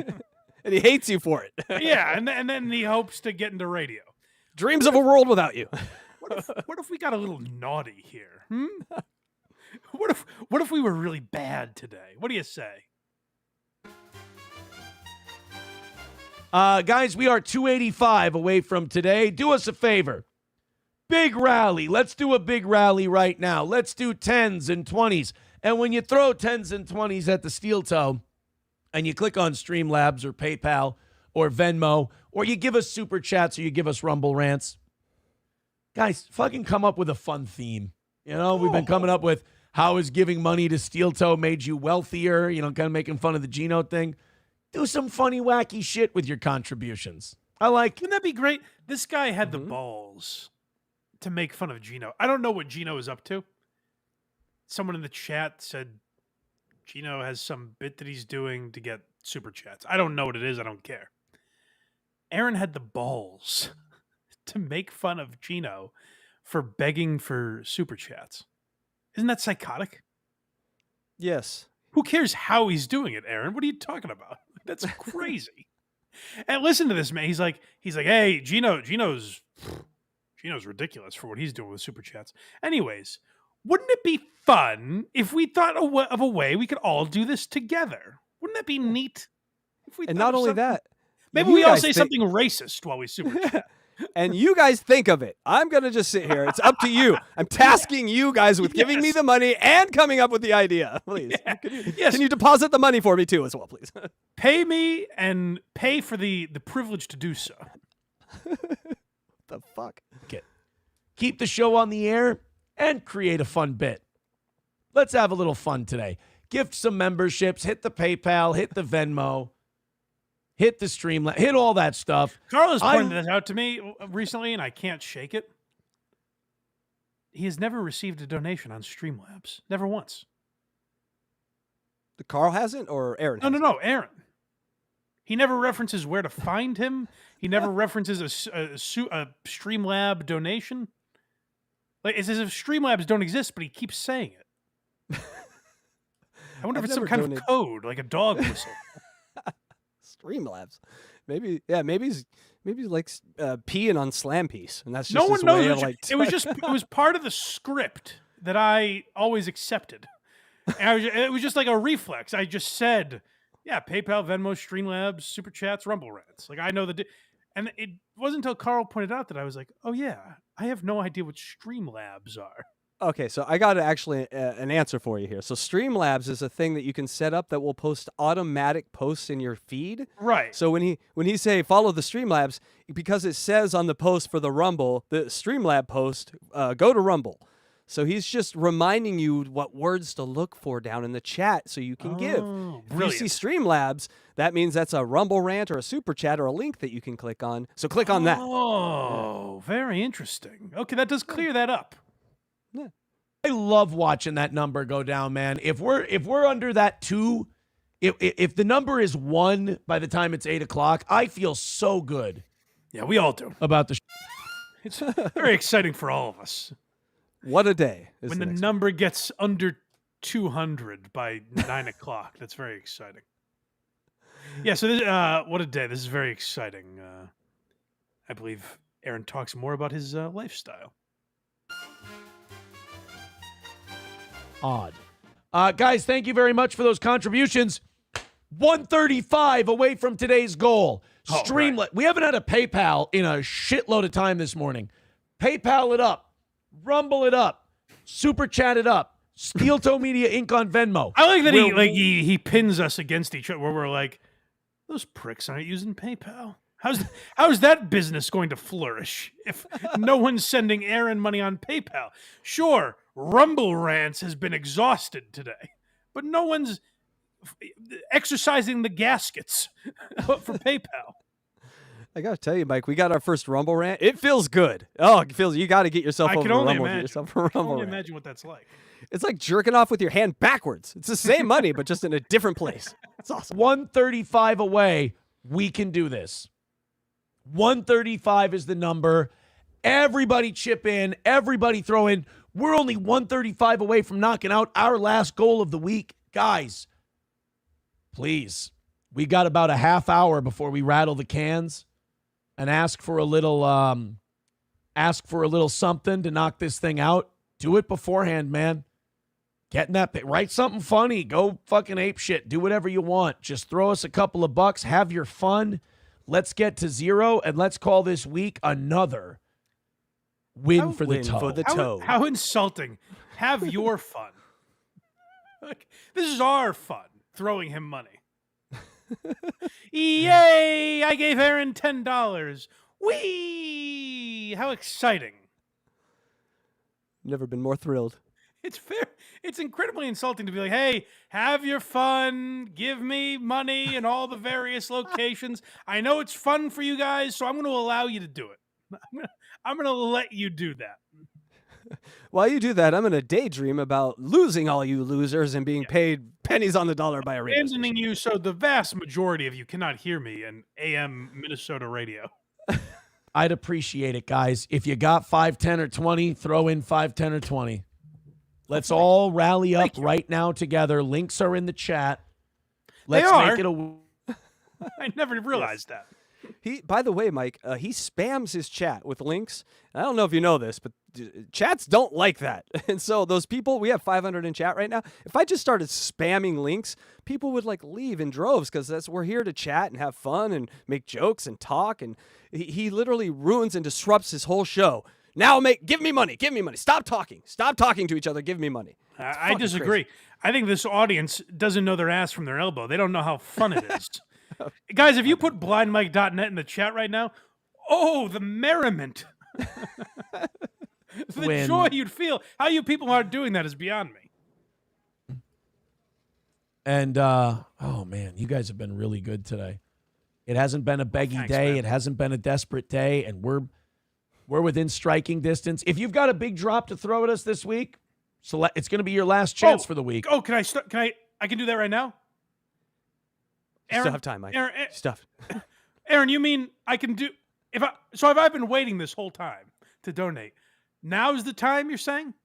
Oh, thank God. If you didn't tell me that, I would have sat on my wallet like an asshole. We appreciate it. Now's the time. He appreciates it. Let's get this thing hammered out. Thank you, guys. All the links are in the chat. Yeah, so you heard him there allude to what a fun, positive day it's been. What he's doing now, I like to give myself credit for this, but this time I don't believe it's me. I actually think it's guys like Doom that we just mentioned, or Real Media Players, Stalin 19. Aaron follows all of those Clipper channels, My Lost Interest. Aaron follows all of those, and he references them somewhat often. So he knows what they're clipping of his, and he kind of counterbalances that. Like if those channels are making fun of him screaming about the goal, then he knows to counteract that. And he says like, okay, today I'm really positive about the goal. So now Aaron's pretty chill, man. He's like, hey, I don't even notice. Is there a goal that you can donate to on PayPal, Venmo, Super Chats, Rumble Rants, Streamlabs. I didn't even notice.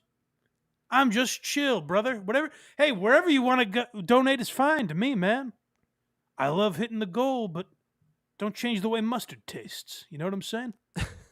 So that's Aaron's new approach. Is he's going to counteract what people have been saying about him, because now he's just super chill about the goal, brother. Whatever, man. Just like feeling the hair. Fuck. Just feel like the wind in my hair is all I meant to say. Well, he can't feel either. Hey, Better World is the next one. Yeah, so we've got Aaron, like, this is just a cool place to be, man. Wouldn't it be nice to live here? Just think about how chill Aaron's being right now. He's barely asking about the goal, only several times an hour. You know, that's nothing, man. Ain't no thing, brother. I like Urban Mike. Didn't know that's what I was, but yeah, Urban Mike. We are 125 away from today's goal. Guys, PayPal, Venmo, let's knock this fucker out, man. Oh, he's getting a little more Jump aggressive. in. This kind of ends the chill vibe we were. Well, those bills don't pay themselves with chill, Mike. It's time to get a given. In there. That's fair. Throw us a couple of bucks. We can do this. We're only 125 away from our last goal of the week. If you've got some extra money, throw it Steel Toes' way. Royston S. Bailey with $2 says some parents think school will raise their kids. Have you liked that today's show hasn't been a total beg fest and loved it, man. By the way, I didn't grab anywhere near every time he mentions the goal. Not even close. But already what we've played is a lot to mention it. You know? Like, Way more than a normal show. It's a lot of time to spend on how much money you're making that day. So already, like, this to him is like just taking his foot off the gas, man. but it's still obnoxious and consumes the show. And I would argue that he's not taking his foot off the gas. What he does is he says it the exact amount of times, but now he comes in and he soft pedals afterwards. Yeah. So he's like, "Oh, time to hit the goal." But we're not talking about the goal as much today. I'm not even mentioning that you can donate on PayPal, Venmo, Super Chats, Rumble Rants, Streamlabs, Venmo, PayPal. I'm not even mentioning it, man. Listen, the links, they live in the chat.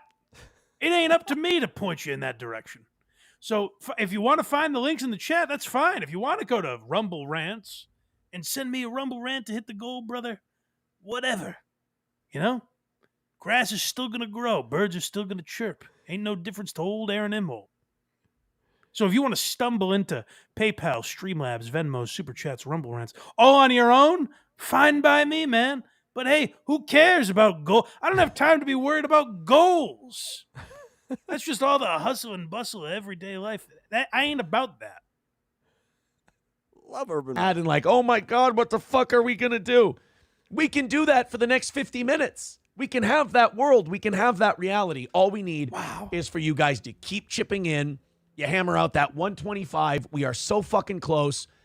5, 10, 20 bucks at a time. Thank you. So if you got more than that, we appreciate your generosity. Oh, good. Because I have an abundance more. and I'm like, but Aaron, if I give you $50, the rest of my dollars are going to be all lonely and miss that 50. Can I send it all to you? Would you mind? Aaron, you're going to need to give me your Bitcoin wallet because I got a lot in there I can give you. Let's just transfer that right over. It's very interesting to watch what Aaron's doing because it's psychotic to be like, hey, man, wouldn't it be such a better world if I didn't have to beg for money? But I think he's aware that goes away. Like, if he's not... The reason any of us are watching at this point is to watch him beg for money. That's what's interesting about his show now. So I think he knows enough to know that can't go away. And that's what's fascinating about watching the descent of this man, who all he's doing is trying to escape to a world that no longer exists.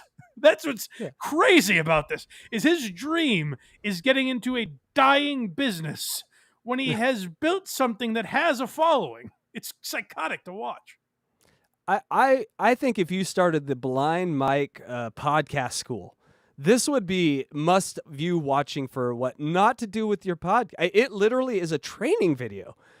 New podcasters, I have them watch this shit, and they're like, "Oh, don't do that." Yeah, like don't do that. The problem with starting that business, Blind Mike's podcasting school, is I think most people, day one, no one would show up because they're like, oh, that's the day you can skip. That's the day where he tells us we don't need to yell at the audience for donations. But we all already know that. So what are we paying for in this school? All right, it's time, baby. Time for the goal. Oh, let's go, brother. Let's do this. Let's knock out a goal. It's the guys. Before you laugh and you say Mike's awfully excited about hitting this goal, this ain't just no regular goal.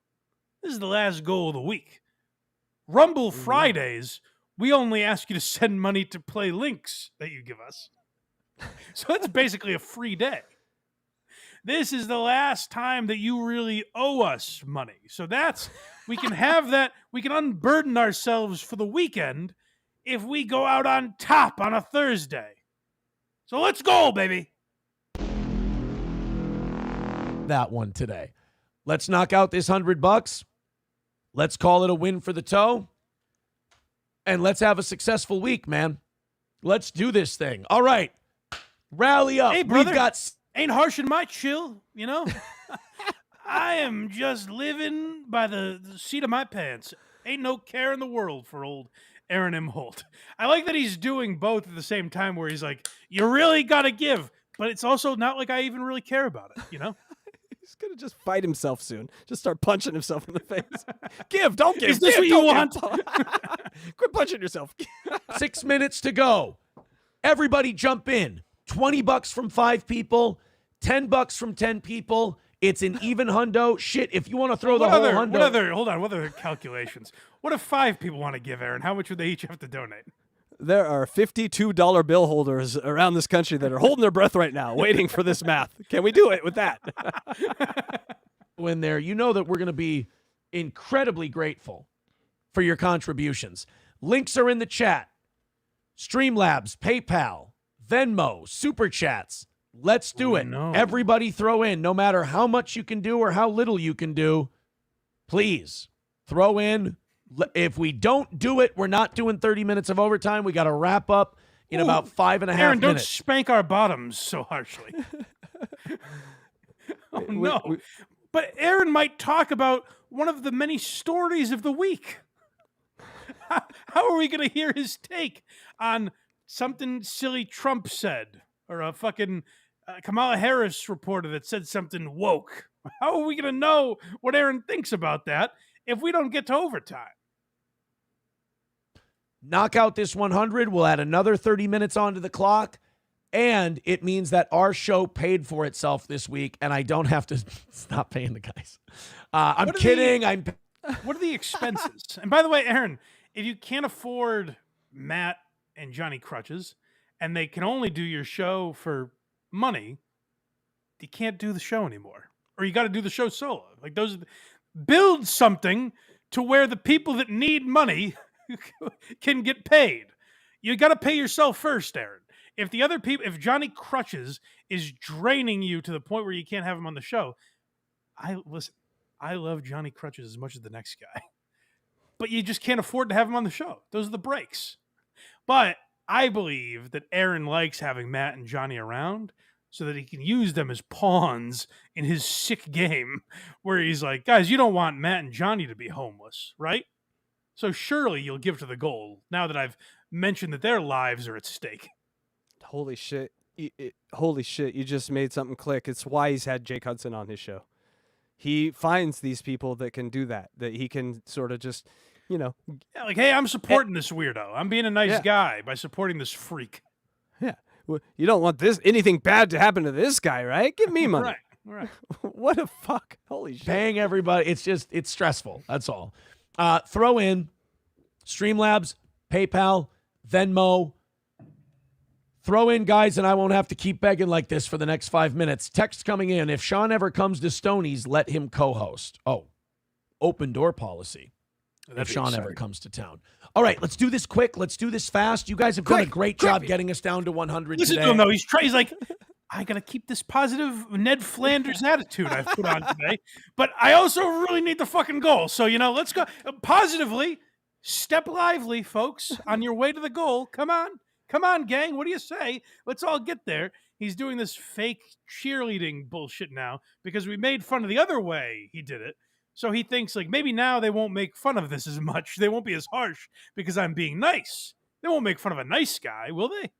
Yeah, I don't like this as much. To go back to the other thing you were doing. This is Yeah.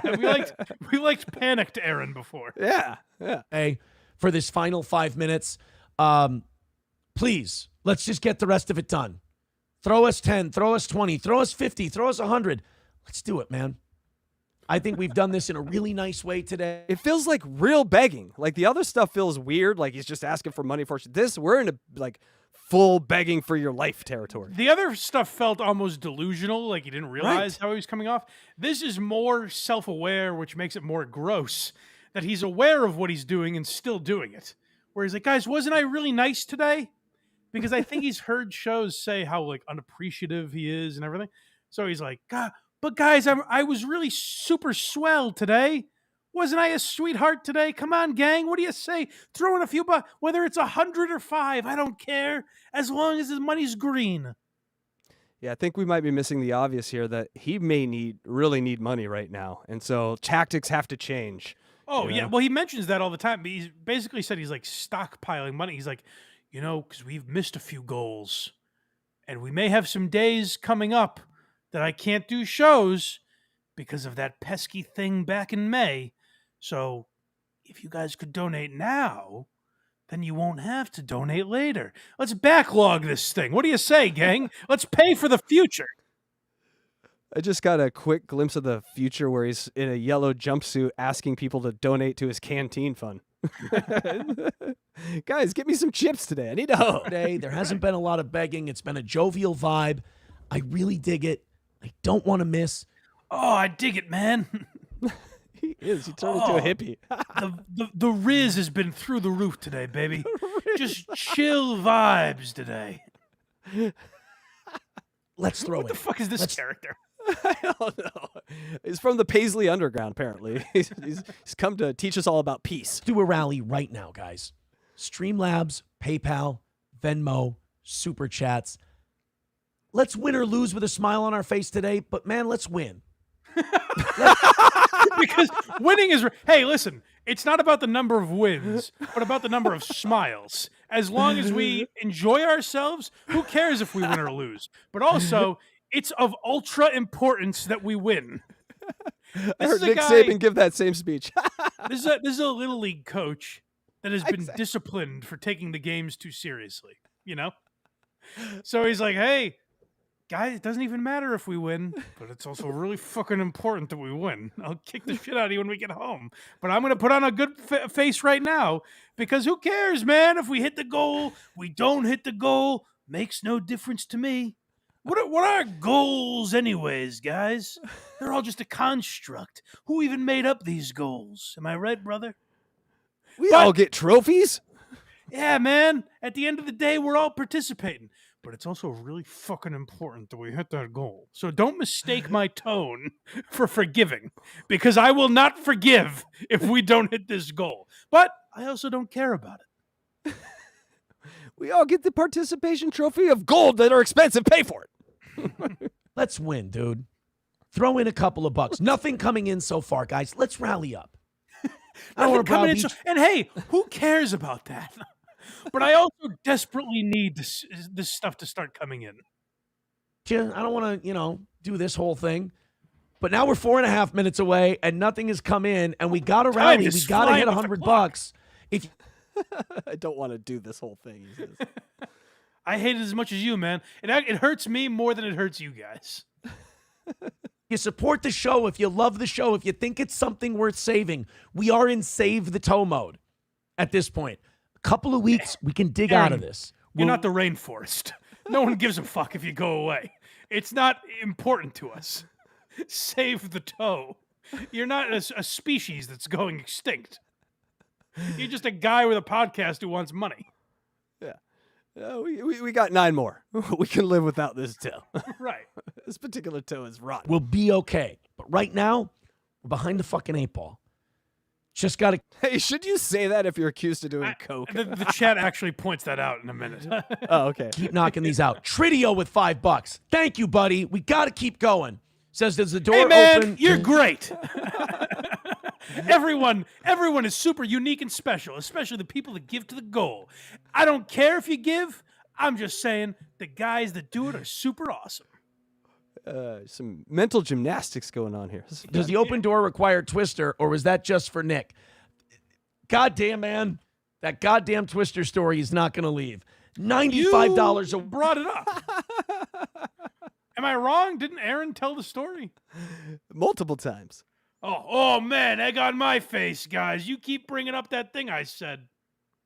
The information I volunteered, that was a private thing that I told all the internet about. Oh, you rascals keep bringing it up. You think you could run to the internet with something like I did Twister with a naked man and they just not bother you with it, you know? What is this internet? That's where I say Aaron knows. Who knows if he even really did play Twister? Like, that's where he knows what he's doing, where he gives these, the way he looks at it, because we've heard him talk about these people, he gives the rats a little cheese. Yeah. You know? So, like, he looks at his audience as morons. He realizes what they're doing, but also doesn't quite get it somehow. It's amazing. It's an amazing conflict. It's an anthill in that brain. Away. Come on, man. Follow Tridio. $95 away. That's not a lot. We need the money. It's true. Buffalo Jockey with $2. I make more than her and she's a pro athlete, which is funny. Who's on your guest list? I mean, Owen Benjamin would definitely be on my guest list. I'd love to talk to him. Oh, man, that'd be so crazy. Imagine if we found out Owen Benjamin was a little wacky. Whatever would we do? Very fascinating guest. Ooh, we'll play that Owen Benjamin Jewish cartoon. Huh? During the half hour of overtime. But we have to get to overtime. You guys want to hear Owen Benjamin be playfully anti-Semitic? What do you think? Huh? It's not like you could just Google Owen Benjamin Jewish cartoon and I'm sure find it on your own. You got to hear Aaron's take on it, baby. And to do that, what do we need to do? Well, we need the goal, or get $50 to the goal. Like, isn't there a thing where a provision where if we get close enough to the goal? Okay. Yeah, we can hear the Owen Benjamin clip if we get $50 away from the goal. That's true. Correct. Yes. I know my toe. 3.5 minutes to go. $95 away. We're not moving very much. Come on, man. If we could see those seconds fly off the clock, it'd be like in a movie when they do they rip the calendar pages off. These seconds are flying off the clock. We have a montage moment right now going on in Steel Toe. Let's do this thing. If you've got a good chunk to throw at the toe, throw it at the toe, man. We need it. 95 away. We got close. Bring us the rest of the way, man. I don't know, Aaron. I don't think you're going to get there today. I don't think you stand a chance, buddy. But that's okay, because, everything's cool, guys. We're chill. Everything's cool and great. I know, but I worry that MSO is going to get his victory. Oh, no. Like, hey, you can do all this positive horse shit, but at the end of the day, like, is MSO going to win, What is Citizen M going to say about it if they miss the goal? So Aaron can do all his happy horse crap. I'm here to hit the goal, goddammit. Let's do it. What do you say? Inside of 50, we give you the 30 on credit. Yeah, we got to beg you a little bit more, but we can get it done. Thank you, Staska. Tridio with another $5 says also probably not a great idea to say behind the 8-ball after everyone's charges. All right, fair point. That's a good one. $90 away. It can't be just Tridio, guys. It's got to be. I should probably watch these clips beforehand. I don't know if you feel that all the way out in California, Casey. I do. I feel a rally coming. Tridio just gave $5. I feel a rally is afoot. Call me crazy, but I think we're onto something. Let's keep going, people. Let's do it. Maybe this positivity's working. Yeehaw! Let's go. Yeehaw! Everyone who loves the show, if it's $5, make it $5. Let's throw in. Let's hammer this out. We've only got 2.5 minutes left. It's starting to pick up, but we need more. 90 away. By this fast. I don't know. SO says it's over, Johnny. Man, I really hope not. You best. Wow, listen to the way he talks to MSO. MSO has been this evil villain that looms over Aaron. But today, chill, Aaron is just like, hey, brother, I hope not. I hope we don't miss the goal. Ain't nothing I can do about it. but I just hope all the people get how cool it would be if they donated. And what a better world we'd live in if they could pull that off.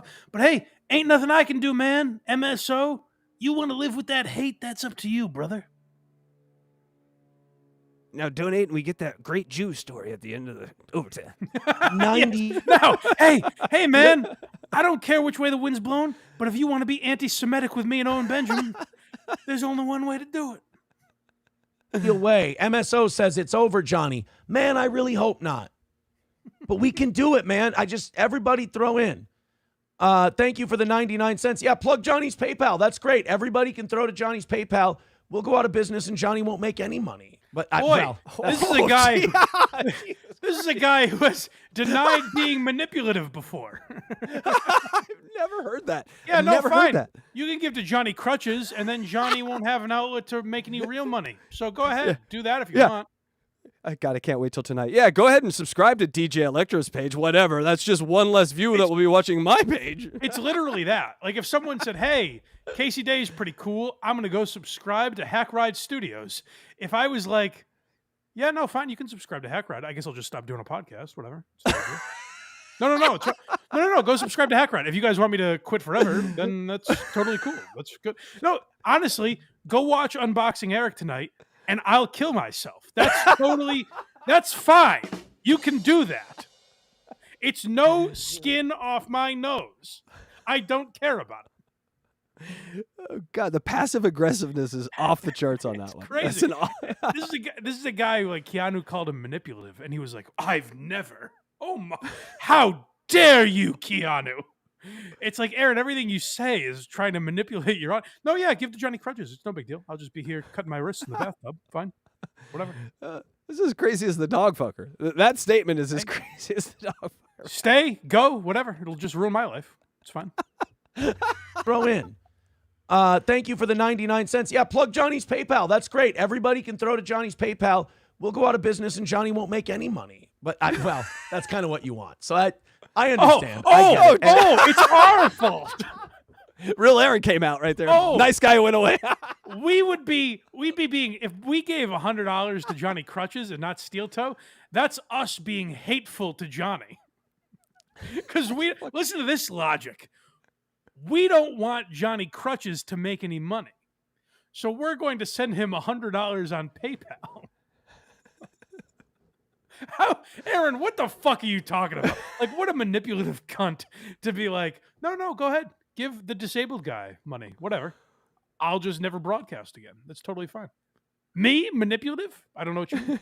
No, but then his next step was, because I know that's what you want.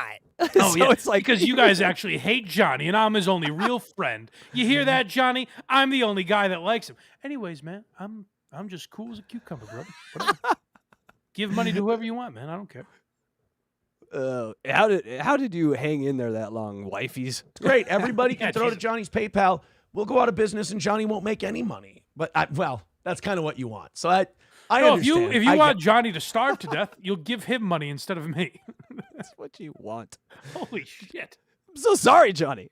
And that's all you have. Casey, how insulted would you be as a guy that's done a tremendous amount of work for me? I try to thank you. I hope I thank you enough for all that you've done for the Blind Mike Project. How would you feel if you heard one day you weren't on the show and someone was like, hey, I'm going to give Casey Day $5 tonight. And I was like, yeah, no, fine. Whatever. I guess you just hate me and don't want to watch this show. I guess I'll just quit podcasting forever if you want to give the HACKRIDE. That's totally cool. Whatever. No big deal. Like, wouldn't you be incredibly insulted and hurt by that? First, I'd be like, that's amazing satire. But if it was honest, I'd be like, God damn, he didn't respect anything I ever did for him. And right. Poor Johnny. That's what I'm saying. Poor Johnny. It's crazy. Sits in that eggshell and just is hated by this man that uses him to make money. And this is also a guy that talks about like how men should act. Like he's kind of this wannabe Andrew Tate type. Like I think he kind of admires having a male following that you can influence like that, how to be men and everything. And yet he does this passive aggressive bullshit that he would mock. Like he would say, oh, that's bitch shit. Arguing like that, that's bitch shit. But then he does it every day with this fucking goal. Yeah, Johnny, demand a raise. All the guests demand a raise. What is he going to do? Sit there alone? Demand a raise. To hang on to. $90 away, guys. We need chunks. We need a lot. Anthony, thank you for the $10 on PayPal, buddy. Chunk yardage. I really appreciate those of you. We need an explosive here. We need a 30-yard down the middle to Gronk. Who give to this show. $80 away from knocking this out. Guys, we're doing it. Less Bo Nix, more Patrick Mahomes. Let's go. Let's dig it and dive in. We're doing it here. Yeah, this is a good old-fashioned Tom Brady rally. You put the ball in Tom Brady's hands in the fourth quarter. That's what we're doing right now. Positivity is working, baby. Do it. Buffalo Jockey with $1. Why not reach for a real guest? Nobody gives a shit about internet freaks. Well, then I'll reach for real guests. Just give me the ideas. Mr. Me with I have no morals. I don't really just whatever you guys say. Whatever means money is fine. I'll throw this non-walking, egg-living-in bastard right over the board. We don't need him. Who do we need? Zero scruples, zero real interest or desires to accomplish as a broadcaster. Just whatever makes me money, please. What should I do? Should I marry April again? I'll do it. You need me to? I'll marry whoever you want. You want me to fuck a dog? I saw that work for Rob. I'll do that. It's fine. I'll have whatever Nazi you're suggesting on the show. It's fine. But just please, money. $5 says for Owen's Jew cartoon. All right, thank you for the $5. $75. That is someone making fun of him the way we were, where it's like, fine. Here's $5 for Owen's Jew cut, and Aaron's like, hey, don't care, whatever it takes, man, gets us to overtime.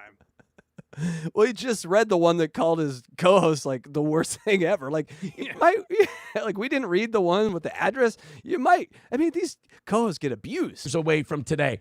2 minutes left. 2-minute warning. We can do $75 if everybody chips in a little, or if somebody chips in a ton. Yeah, I'm hopeful. I really think works. you guys are going to do this today.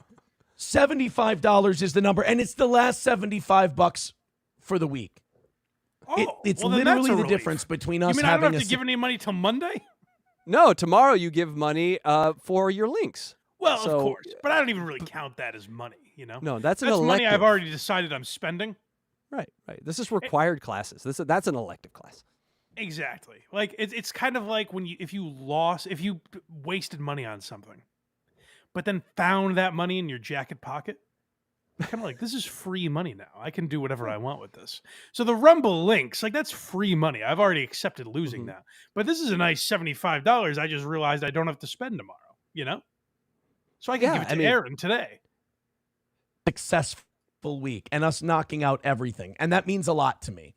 And I think you guys have done an incredible job today. You see what he's doing? It means a lot to me. Incredible job. Incredible. Yeah. He's heard people call him an ungrateful cunt so often that he's like, no. What I do is I really appreciate. Don't you understand how much I appreciate it? Yeah, you swung back too hard, Aaron, the other way. Yeah, You didn't find a nice, comfy middle spot. You went I way can't too tell hard. what this guy's doing. Is he manipulating me? You can't go full Oprah. You never go full Oprah, Aaron. Chipping in and getting this number down. But we need more of you to throw in 5 or 10. We're so fucking close, man. We really are fucking close. 1 minute and change to go. Thermodyne Diesel with 20 gifted memberships, to quote the Casino Boys. Let's fucking go. We did it. We're doing it, baby. We're almost there. We've got overtime. That's $50 fucking dollars. 25 overtime. away. Thank you, Thermodyne We'll Diesel. watch this Jew cartoon yet. My old man used to say, you can catch more flies with honey than you can with vinegar. We've been very nice to you. Ah, So Mike. all the times I've been mean to you, You're his old man. we're getting rid of those. And now I'm going to be nice when I beg you for money. Because my old man, this blind guy on a TV show that I watch, told me I can't be mean anymore. You guys, and you've responded. Thank you. $10 from Spank the Monkey says, Hail King Toe. Thank you. $20 away from today. Thank you so much for your contributions. Pico Cat says, refresh Venmo. Oh, my God. Oh. $5 from Marsha. Thank you. No way. $15 away from knocking it out. 30 seconds left. The 5. In regulation. 15 away. Let's knock it out in regulation, boys and girls. Holy shit. Thank you, Thermodyne. Brian M. with 10 gifted memberships. We did it. We fucking did it, baby. Suck our fucking dicks. It's a Suck our dicks. win for the toe. Suck our dicks. Ricketa's not there. Aaron, he's not there. Calm down. What happened to Mr. Positivity? It went away once it got the Skrilla. Suck our dicks. We gotta watch Let's that. knock it out in regulation, boys and girls. Holy shit. Thank you, Thermodyne. Brian M. with 10 gifted memberships. Hell yeah. We did it. We fucking did it, baby. Suck our fucking dicks. It's a win for the toe. You guys are the best. Honey over vinegar, you say. Okay. Aaron, Suck our honey-coated dicks. who's sucking your dick? Like, this is what Aaron thinks, is that the shows that make fun of him are sucking his dick right now. Like, we just watched him hit the goal. It gave us just as much satisfaction as if he didn't hit it. Right, we're not playing Twister with you, Aaron. We're not It's about the journey, you know? Exactly. Love it. Love it, man. You did it. I'm proud did of you. we? I appreciate you appreciating us. Oh, man. He's proud of us. That's all I'm realizing now. That's all I ever really wanted. Proud of you, you dirty cocksuckers. Thank you so much, Aaron. Aaron, do you mean it that you're proud of us and that the next goal you don't hit, you won't be like, geez, I guess I thought we did a good show, but I guess we fucking suck, huh? You won't do that next time because now you're proud of us? No, the next time he doesn't hit the goal, he's going to be like, oh, man, I guess we fucking suck, and I guess Johnny's going to be out of a home because you guys don't want to... No, whatever, it's fine. I guess I'll just stop doing a show, and Johnny and Matt will be homeless, and we'll just go fuck ourselves because you guys don't want to donate. No big deal. Johnny lives in his chair now, thanks to you guys. All right, just a few more seconds here. I'm proud of you. I appreciate you appreciating us. That's awesome. Appreciating us. That is awesome. Thank you, Aaron. It is awesome. All right, we got some super chats here, Blind Mike. Yeah, let's do that. And I apologize. Do you have time to do this Caleb stuff? Yeah, absolutely. Okay. I thought we'd be done by football time, but fuck. Here we are. That's okay. Who needs first quarters? We got red zone. That's We can true. rewind. Scott Hansen will update us whenever we get there.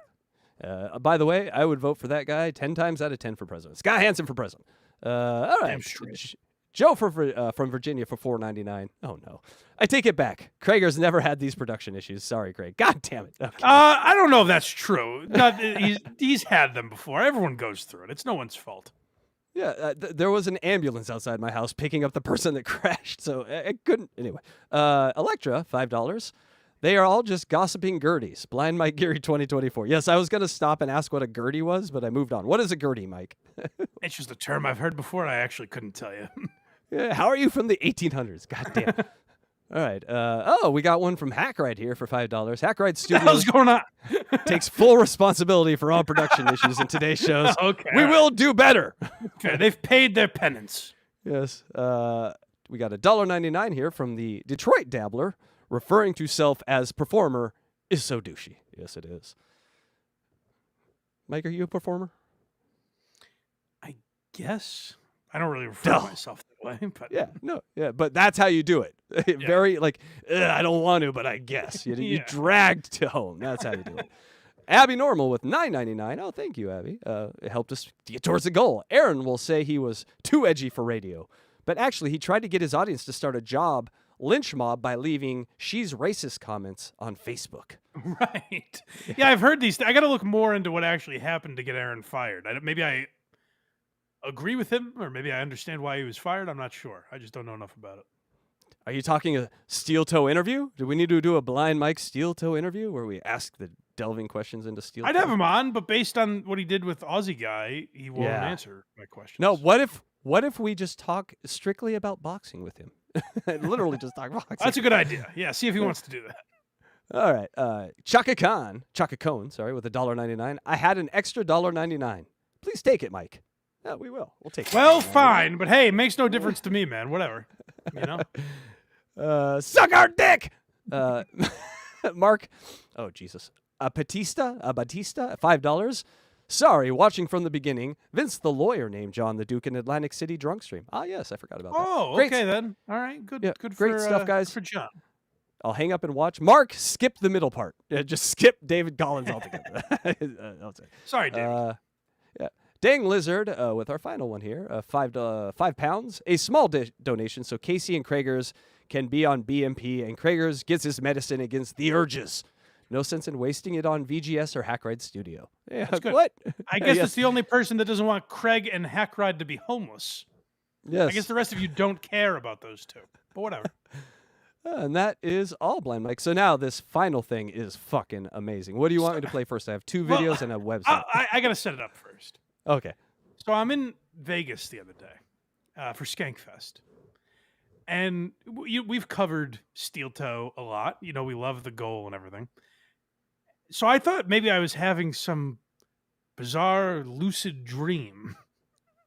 Me and the skirt usually stay an extra day after Skankfest. We'll grab a nice dinner, we'll hang by the pool, whatever, relax.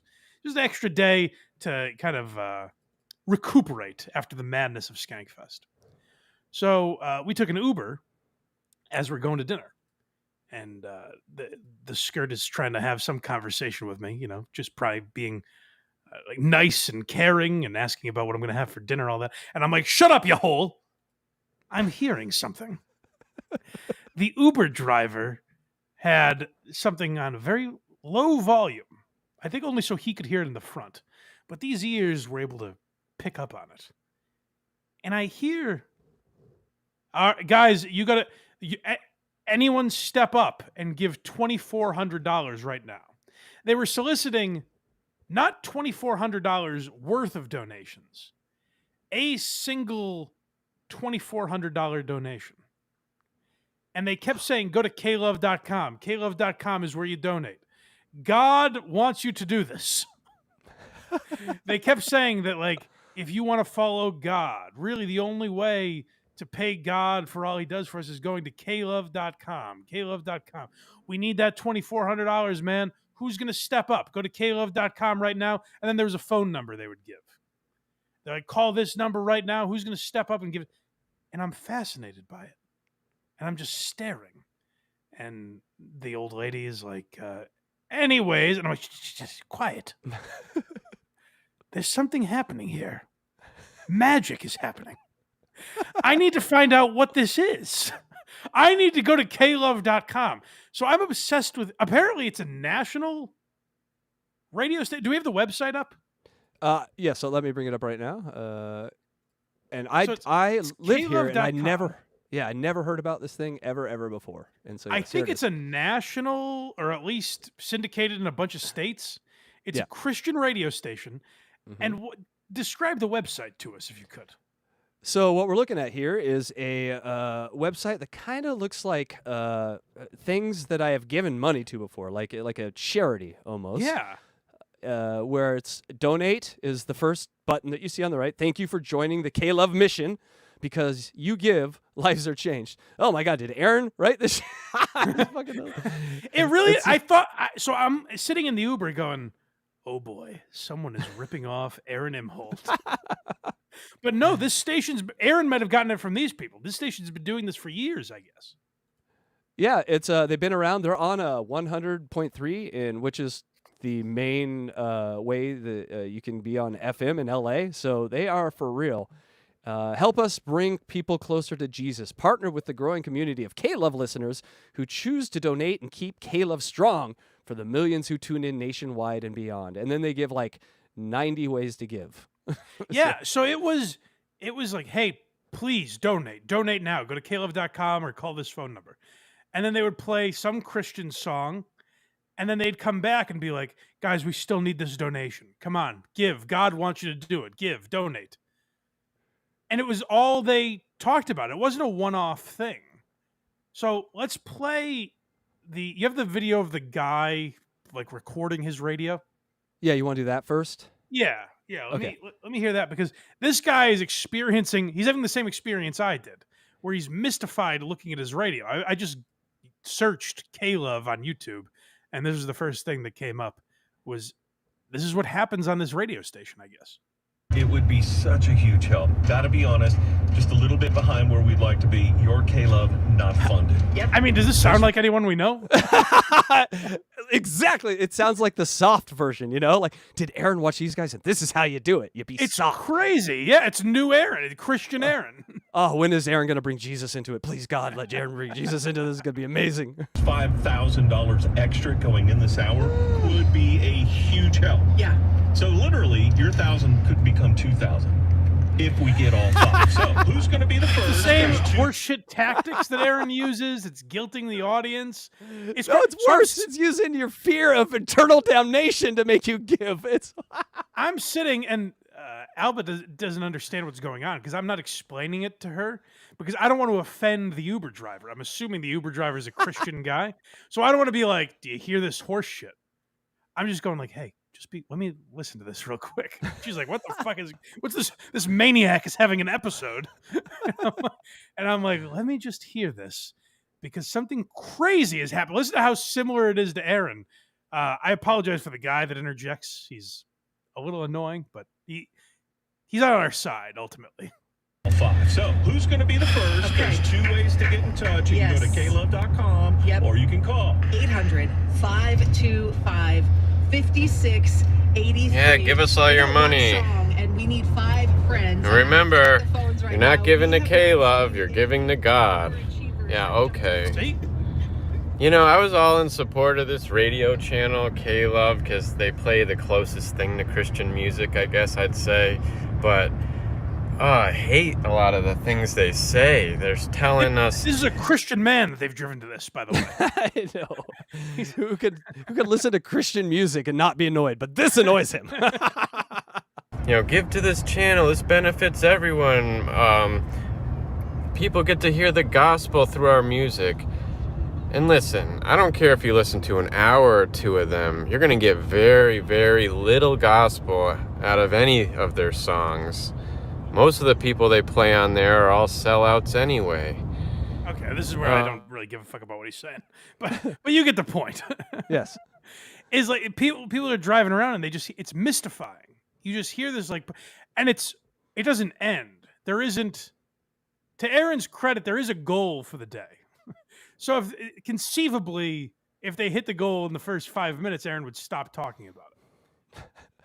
This radio station, there's no goal. It's just keep giving us money, and all they do is play music. Ironically, on both channels, if you hit the goal, you get a Jew story. Hey-o! That's true.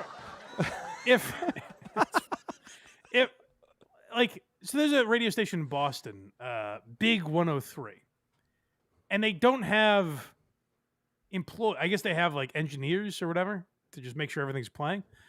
But like they don't have there are no DJs or anything. It's just a what's the term I'm looking for? It's just a like a automated Jack FM. Yeah, automated is what I was looking for. Yeah.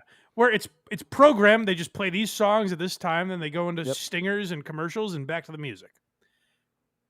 That's what a radio station costs in 2024. Virtually nothing. They're asking for donations by the thousands. Mm-hmm. The one I heard was $2,400. We played that clip from a couple of years ago, and it was $5,000. So at least they've decreased what they're begging for.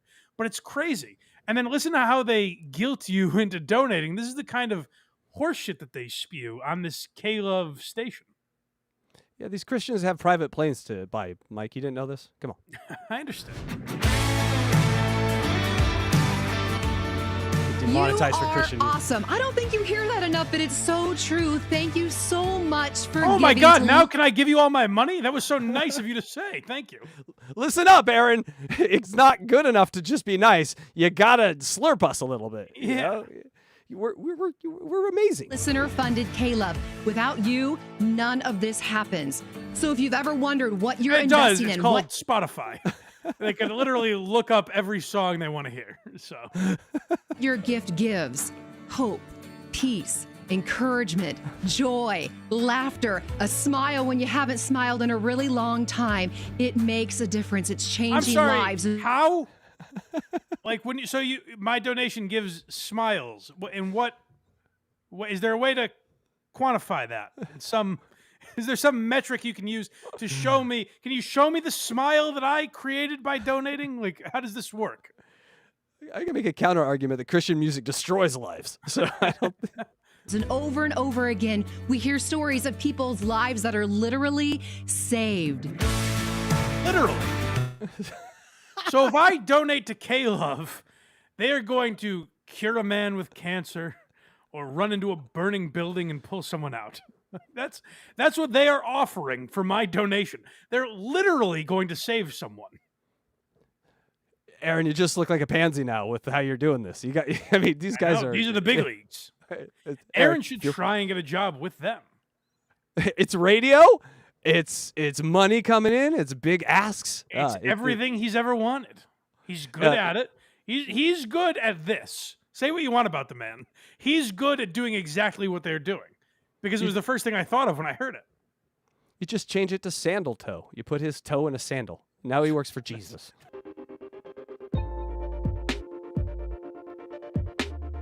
I talk like this. It's silly. This is my punchline. It's a boy.